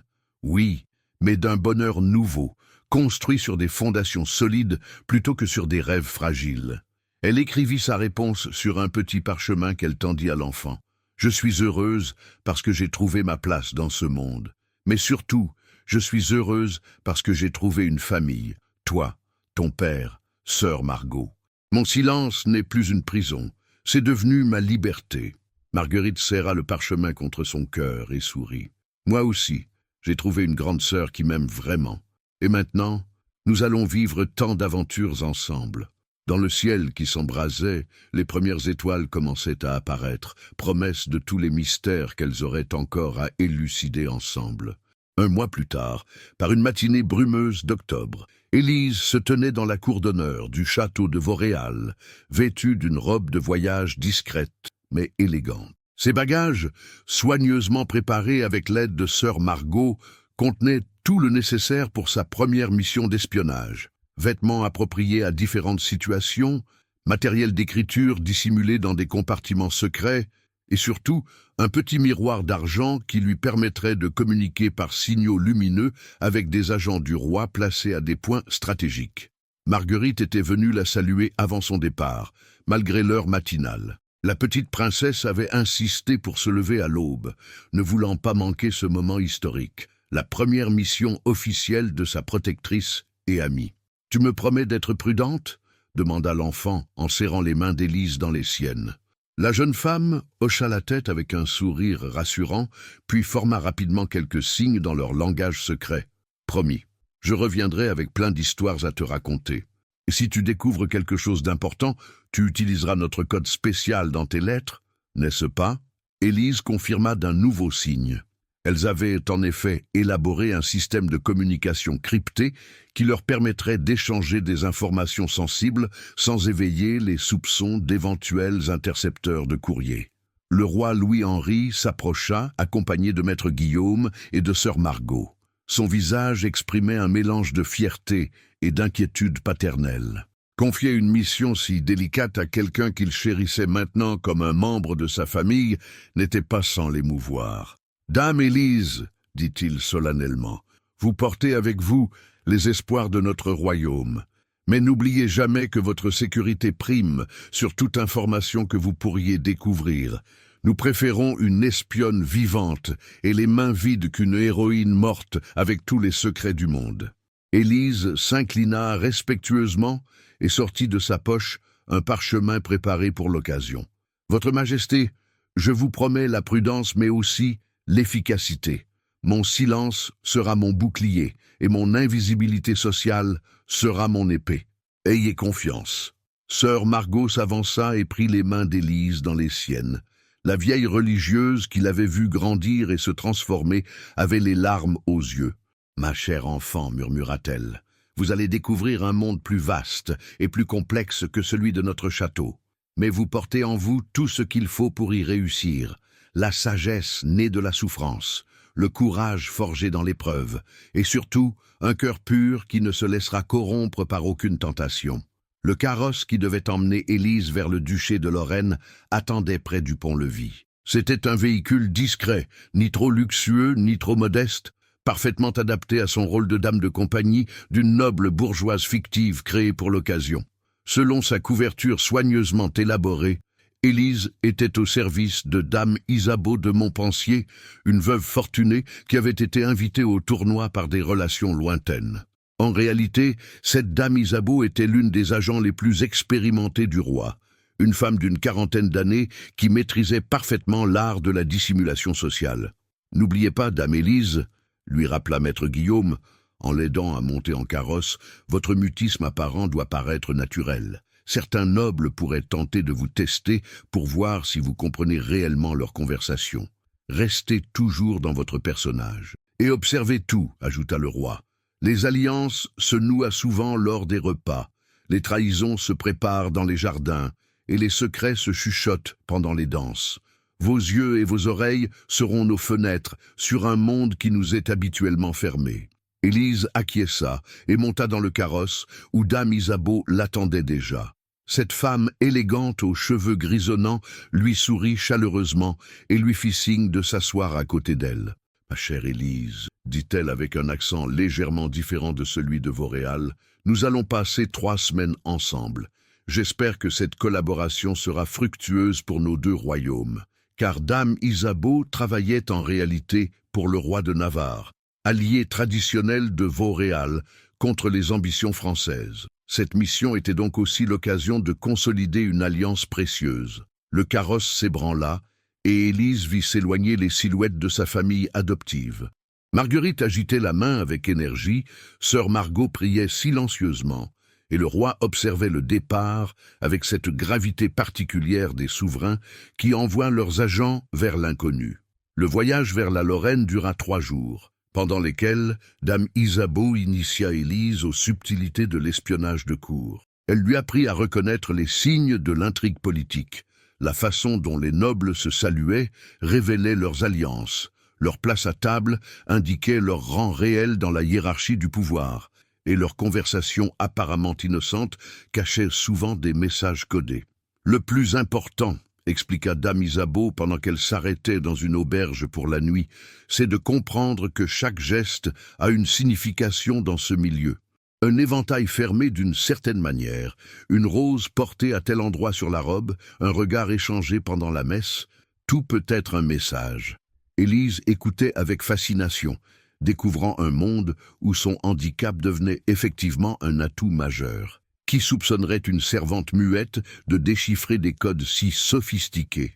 Le château du duc de Lorraine se dressait sur une colline dominant la vallée de la Moselle. C'était une forteresse impressionnante, récemment transformée en résidence de plaisance avec de grandes fenêtres, des jardins à la française et des appartements luxueusement décorés. Parfait décor pour les intrigues de la haute noblesse européenne. L'arrivée de Dame Isabeau et de sa compagne muette ne suscita aucune attention particulière. Elles furent logées dans l'aile réservée aux invités de moindre importance, ce qui convenait parfaitement à leurs objectifs d'observation discrète. Dès le premier soir, pendant le banquet d'ouverture du tournoi, Élise put mettre ses nouvelles compétences à l'épreuve.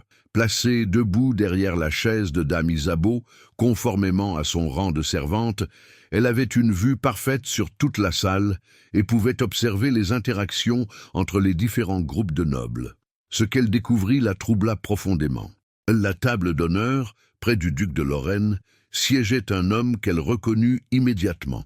Bertrand, l'un des complices de Dame Agnès. Celui-là même qui avait participé à l'enlèvement de Marguerite était ici, libre et visiblement respecté par l'Assemblée. Élise sentit son cœur s'emballer. Comment était-ce possible? Bertrand avait-il échappé aux recherches, ou pire, avait-il été libéré grâce à des complicités qu'il n'avait pas soupçonnées? Elle observa attentivement l'homme, notant ses gestes, ses interlocuteurs, la déférence avec laquelle on le traitait. Visiblement, il jouissait d'une position importante. Peut-être même était-il le représentant officieux du roi de France auprès du duc de Lorraine. Pendant les jours qui suivirent, Élise put confirmer ses soupçons. Bertrand tenait effectivement un rôle central dans les négociations secrètes qui se déroulaient en marge du tournoi. Les seigneurs français tentaient de convaincre leurs homologues lorrains et germaniques de former une coalition contre les petits royaumes indépendants comme Vauréal. Plus grave encore, elle découvrit que le duc de Lorraine lui-même semblait favorable à ce projet. Lors d'une conversation qu'elle surprit dans les jardins, elle l'entendit promettre le soutien de ses troupes pour une future campagne contre ces roitelets prétentieux qui refusent l'autorité légitime du roi de France. La mission d'Élise prenait une tournure dramatique. Elle n'était plus seulement venue observer, elle venait de découvrir un complot d'une ampleur considérable qui menaçait directement l'existence même de son royaume adoptif. Mais comment transmettre ces informations cruciales sans compromettre sa couverture? Et surtout, comment échapper à ce château où elle venait de reconnaître l'un des hommes les plus dangereux qu'elle ait jamais rencontrés? Car elle avait remarqué que Bertrand la regardait parfois avec une attention troublante, comme s'il tentait de se souvenir où il avait déjà vu ce visage familier. Les soupçons de Bertrand se confirmèrent le 3e jour du tournoi.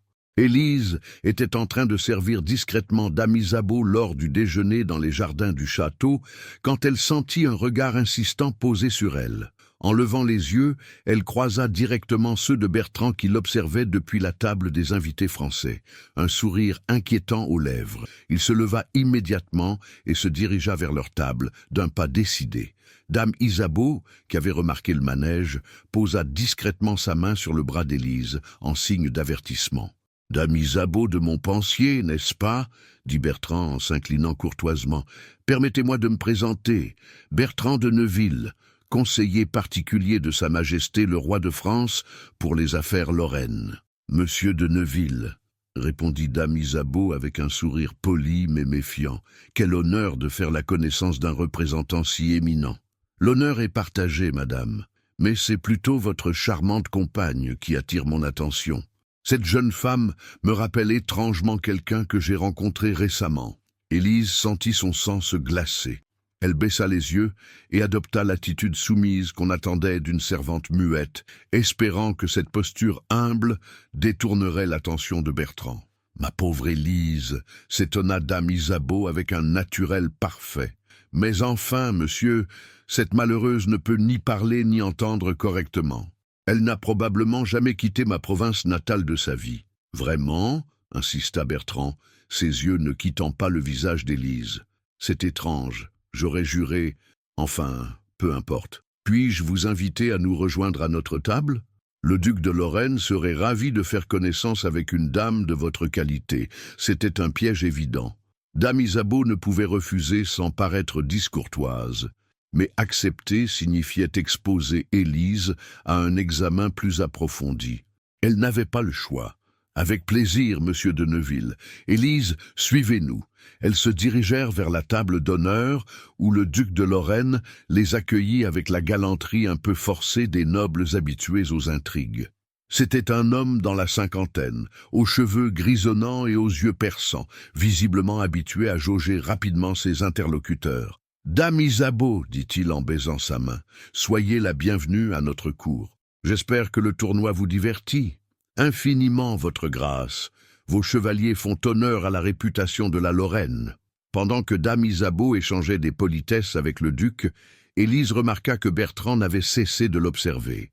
Et pire encore, il s'était discrètement rapproché d'elle et murmurait maintenant quelque chose à l'oreille d'un autre homme, qu'elle reconnut avec horreur, Gaston, l'ancien mercenaire aux ordres de dame Agnès. Comment était-ce possible? Ces hommes étaient censés être morts ou emprisonnés.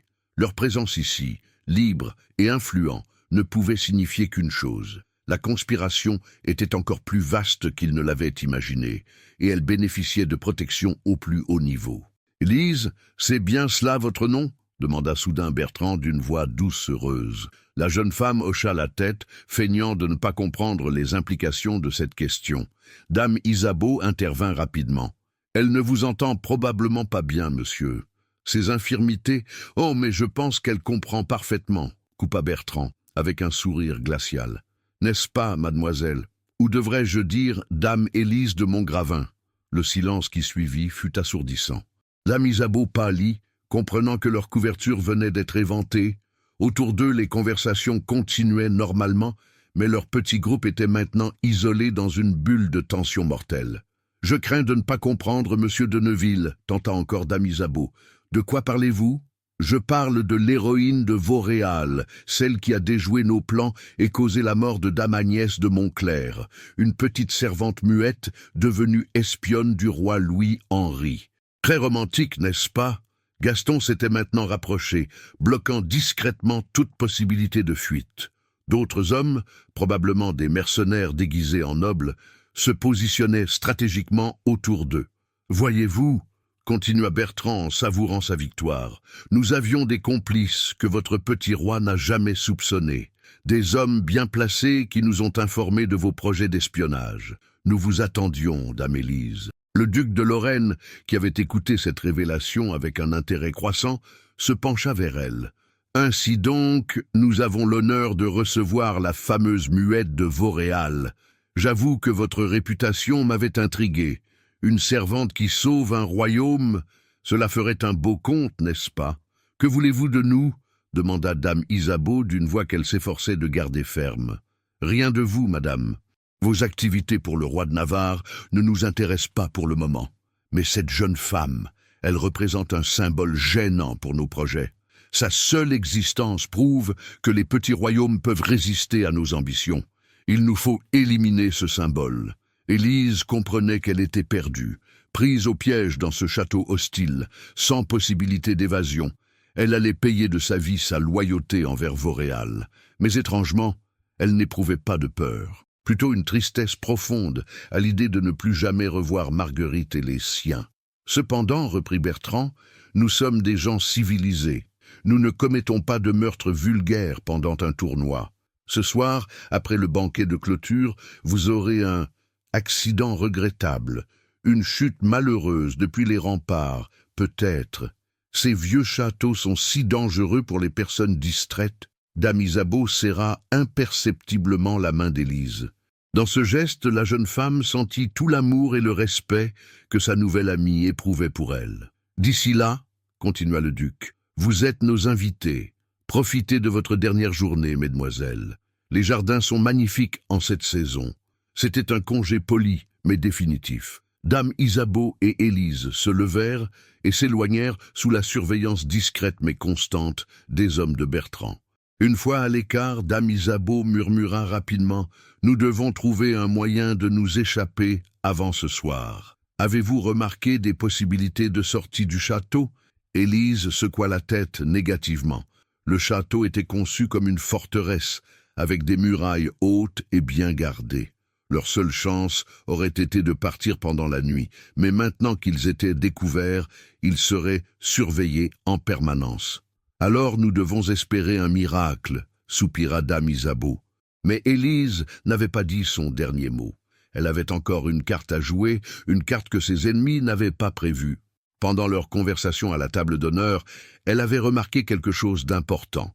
Le duc de Lorraine portait à son doigt une bague particulière, ornée d'un blason qu'elle avait déjà vu quelque part. Où avait-elle vu ce blason ?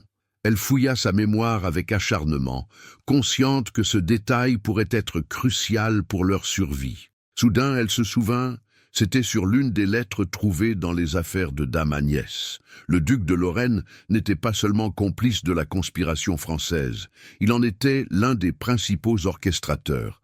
Cette information changeait tout. Si elle parvenait à la transmettre au roi Louis-Henri, Vauréal pourrait prendre les devants et déjouer l'invasion qui se préparait. Mais comment faire passer ce message crucial quand on était condamné à mourir avant l'aube ? Élise regarda vers l'horizon, où les tours du château se découpaient contre le ciel d'automne. Quelque part là-bas, Marguerite l'attendait, confiante en son retour. Elle ne pouvait pas abandonner maintenant. Il lui fallait trouver un plan, même désespéré. Sa vie et l'avenir de son royaume en dépendaient.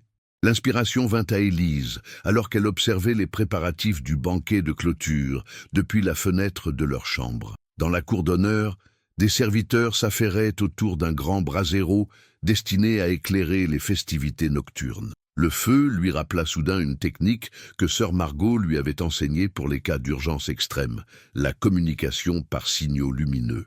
Elle se tourna vers dame Isabeau qui faisait les 100 pas dans la pièce, visiblement rongée par l'angoisse. « Avez-vous encore votre miroir de poche ?» écrivit-elle rapidement sur un morceau de parchemin. « Oui, bien sûr. Pourquoi ?» Élise lui expliqua son plan par écrit. C'était désespéré, mais c'était leur seule chance de transmettre l'information cruciale sur la conspiration avant leur mort programmée. Le plan reposait sur un élément que leurs ennemis n'avaient pas prévu. Les agents du roi Louis-Henri postés dans les collines environnantes. Selon les instructions reçues avant le départ, ces hommes devaient surveiller le château et transmettre tout signal de détresse à Vauréal. « C'est de la folie », murmura dame Isabeau après avoir lu le plan. « Les risques sont énormes. »« Mais quels sont nos autres choix ?» répondit Élise par écrit. « Nous sommes déjà condamnés. Au moins, ainsi, notre mort servira à quelque chose. » Dame Isabeau hocha lentement la tête. Elle comprenait que c'était effectivement leur seul espoir de sauver le royaume, même au prix de leur vie. Elles attendirent la tombée de la nuit. Le banquet battait son plein dans la grande salle, et leur geôlier s'était relâché, pensant qu'aucune évasion n'était possible depuis leur chambre située au 3e étage d'une tour. C'était compté sans l'ingéniosité d'Élise et son expérience des passages secrets. En examinant attentivement les murs de leur prison dorée, elle avait découvert une ancienne cheminée condamnée qui communiquait avec d'autres pièces du château. Assez large pour laisser passer une personne mince, elle pourrait leur permettre d'accéder discrètement aux étages inférieurs. « Vous d'abord, » chuchota dame Isabeau. « Je vous suivrai. » Élise s'engagea dans le conduit poussiéreux, progressant à tâtons dans l'obscurité complète. L'air était vicié et chargé de suie séculaire, mais elle avançait avec détermination, guidée par un mince filet d'air frais qui indiquait une ouverture quelque part. Elle déboucha finalement dans ce qui semblait être une ancienne chambre de domestique, désormais utilisée comme débarras. Dame Isabeau la rejoignit quelques minutes plus tard, couverte de poussière mais indemne. « Maintenant, où allons-nous » murmura-t-elle. Élise lui montra la fenêtre de la pièce qui donnait sur la cour intérieure, parfaitement orientée vers les collines où se cachaient leurs alliés. C'était l'endroit idéal pour envoyer leurs signaux lumineux. Elles attendirent le moment propice. Dans la cour, les festivités continuaient, mais l'attention de tous était focalisée sur les jongleurs et les musiciens qui se produisaient près du brasero principal. C'était le moment ou jamais. Dame Isabeau sortit son petit miroir d'argent et le positionna de façon à réfléchir la lumière des flammes vers les collines. Élise, qui connaissait parfaitement le code utilisé par les agents du roi, dirigea le faisceau lumineux selon la séquence convenue pour transmettre un message d'urgence maximale. Point, trait, point, point, trait. Lentement, méthodiquement, elle envoya les informations cruciales. Duc Lorraine, chef conspiration. Invasion prévue. Bertrand vivant. Élise découverte. La transmission dura près de 20 minutes, pendant lesquelles elle risquait à chaque instant d'être découverte. Mais leur position dans l'ombre de la tour les protégeait des regards indiscrets. Enfin, Élise termina son message et attendit une réponse. Au bout de quelques minutes d'angoisse, un signal lumineux brilla brièvement depuis les collines. Message reçu. Secours en route. Dame Isabeau serra la main d'Élise avec émotion. Elles avaient réussi. Quoi qu'il leur arrive maintenant, Vauréal était prévenu et pourrait se préparer à repousser l'invasion. « Il faut remonter dans notre chambre », chuchota dame Isabeau, « si on découvre notre absence ». Mais il était trop tard. Des pas résonnaient dans l'escalier menant à leur étage et des voix inquiètes se rapprochaient. Quelqu'un avait remarqué leur disparition. « Vite !» souffla Élise en poussant dame Isabeau vers la cheminée. Elles remontèrent précipitamment par le conduit, leurs vêtements se déchirant sur les aspérités de pierre. Elles atteignirent leur chambre juste au moment où des coups violents ébranlaient la porte. « Ouvrez !» rugit la voix de Bertrand. « Nous savons que vous n'êtes plus là !» Dame Isabeau ouvrit la porte avec un air de parfaite innocence. « Monsieur de Neuville, que se passe-t-il ? Nous dormions ?»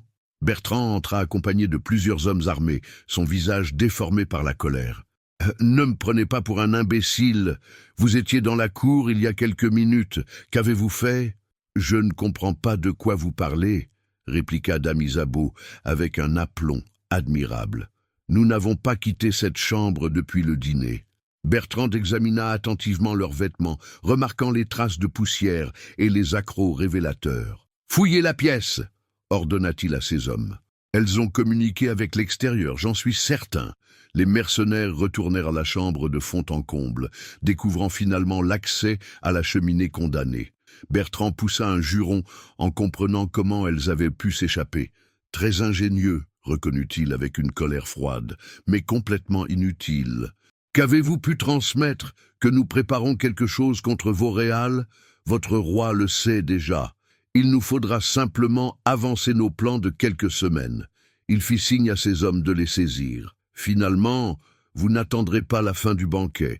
Votre accident va avoir lieu tout de suite. Élise et dame Isabeau furent brutalement traînées vers l'escalier menant au rempart. Dans quelques minutes, elles seraient précipitées dans le vide, et leur corps brisé au pied des murailles témoignerait de leur chute accidentelle. Mais soudain, des cris retentirent dans la cour du château. puis des hennissements de chevaux, des cliquetis d'armes, des ordres lancés d'une voix forte et familière. « Que se passe-t-il » demanda Bertrand à l'un de ces hommes qui observaient par une fenêtre. « Des cavaliers attaquent les portes » répondit le mercenaire, visiblement affolé. « Ils portent les couleurs de Vauréal » Bertrand pâlit. Comment était-ce possible? Comment les hommes de Louis-Henri avaient-ils pu arriver si vite? La réponse lui vint immédiatement. Le signal lumineux. Ces femmes avaient réussi à prévenir leurs alliés et maintenant une force de secours venait les délivrer. « Tuez-les immédiatement » hurla-t-il à ses hommes. « Peu importe la discrétion maintenant. » Mais c'était compté sans l'effet de surprise. Les portes du château cédèrent avec fracas et des chevaliers en armes se répandirent dans les couloirs, menés par une silhouette que Élise reconnut avec émotion. Maître Guillaume en personne, venu la sauver avec une troupe d'élite. « Élise » cria-t-il en apercevant le groupe sur les remparts. « Tenez bon !» La bataille qui s'ensuivit fut brève mais intense.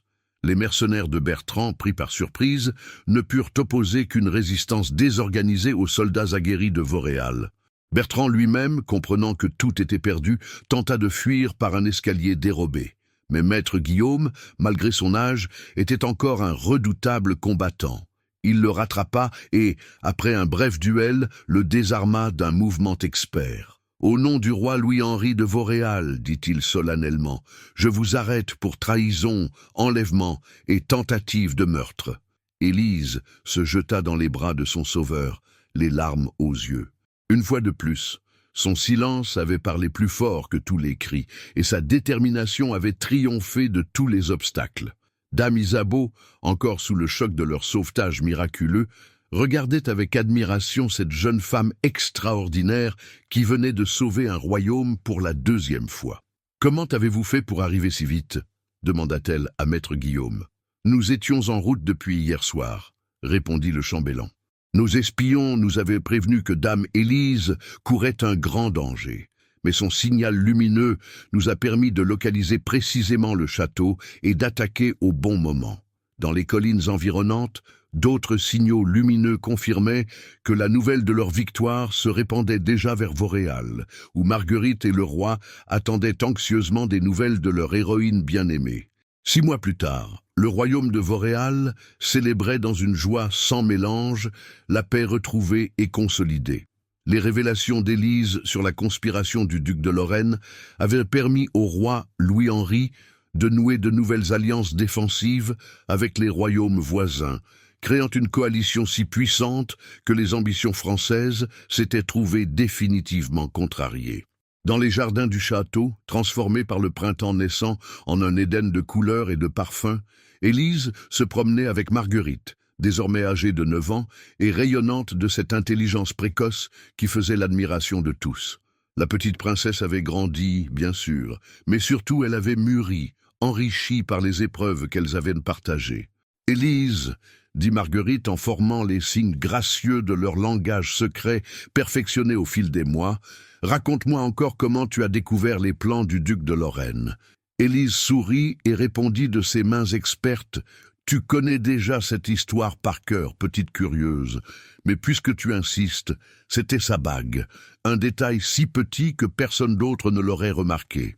C'est cela qui me fascine le plus chez toi. » continua Marguerite à voix haute, pour que sœur Margot, qui les accompagnait, puisse suivre leur conversation. « Tu vois ce que les autres ne voient pas. Tu entends ce qu'ils n'entendent pas. Ton silence te rend plus forte que tous leurs cris. » La vieille religieuse, désormais conseillère officielle du royaume et décorée par le roi pour son rôle dans le déjoué de la conspiration, hocha la tête avec satisfaction. « Ma chère Marguerite, dit-elle de sa voix toujours aussi claire, malgré ses 80 ans passés, vous avez appris la leçon la plus précieuse qu'un souverain puisse connaître. La vraie force ne réside pas toujours dans ce qui est visible et bruyant. » Elles arrivèrent près de la fontaine centrale des jardins où une surprise les attendait. Le roi Louis-Henri se tenait là, en grande conversation avec un visiteur inattendu, l'ambassadeur du roi de France, venu négocier un traité de paix définitif. « Ah, dame Élise !» s'exclama le roi en les apercevant. « Votre arrivée tombe à merveille.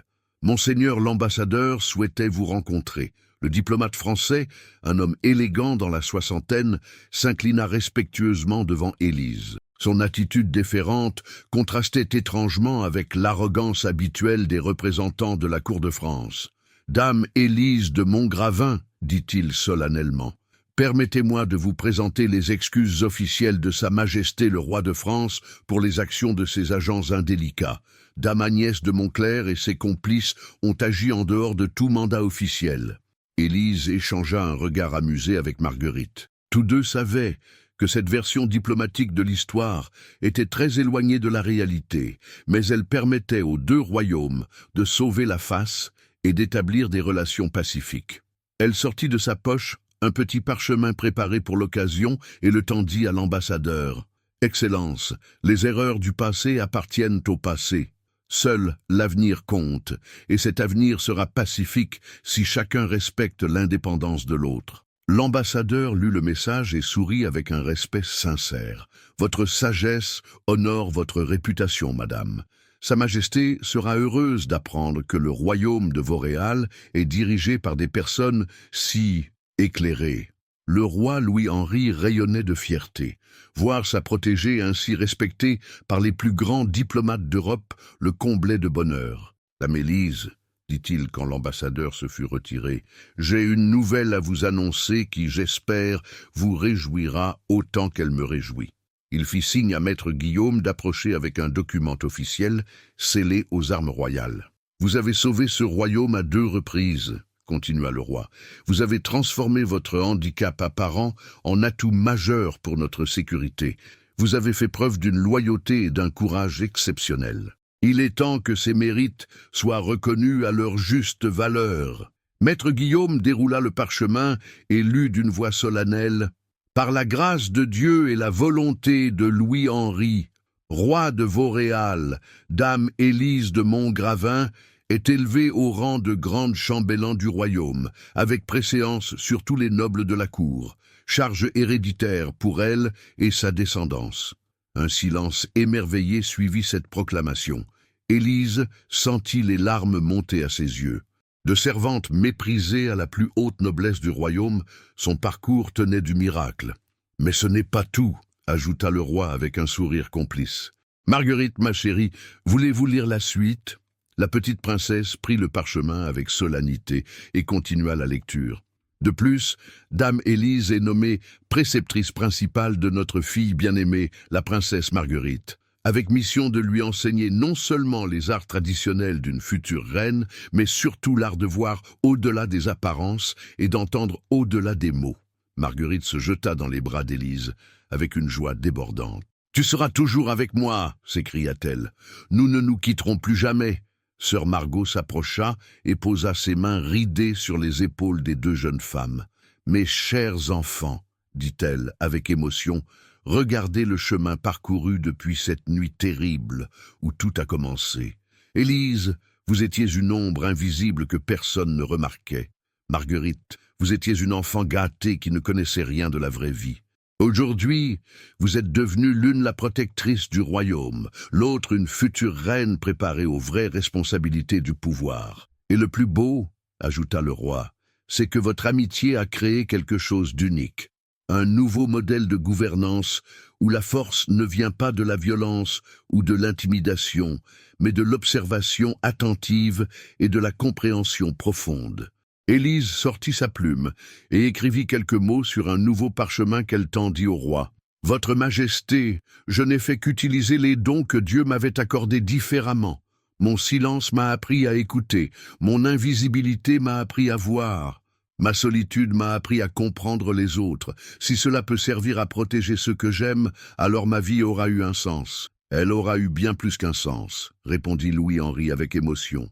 « Elle aura été un exemple pour tous ceux qui se croient diminués par leurs différences. Vous avez prouvé que ce que le monde considère comme des faiblesses peuvent devenir des forces extraordinaires. » Le soleil commençait à décliner sur les jardins de Vauréal, dorant les dernières fleurs de l'année et caressant les visages de ce petit groupe qui avait survécu à tant d'épreuves. Dans cette lumière dorée, Élise contemplait le chemin parcouru et celui qui restait à parcourir. Elle pensa à ses parents, morts dans l'incendie de l'écurie, qu'il avait laissées orphelines et démunies. Ils seraient fiers, aujourd'hui, de voir leur fille devenue l'une des personnes les plus respectées du royaume. Elle pensa à Dame Agnès, consumée par l'ambition et la jalousie, qui avait fini par se détruire elle-même. Elle pensa à tous ceux qui l'avaient méprisée ou ignorée, et elle ne ressentait aucune amertume, seulement de la compassion pour leur aveuglement. « À quoi penses-tu » lui demanda Marguerite dans leur langage secret. « Je pense que le silence n'est pas l'absence de parole, » répondit Élise de ses mains expressives. « C'est l'espace où naissent les vraies compréhensions. Et je pense que notre histoire ne fait que commencer. En effet, d'autres défis les attendaient, d'autres mystères à élucider, d'autres ennemis à démasquer, d'autres victoires à remporter.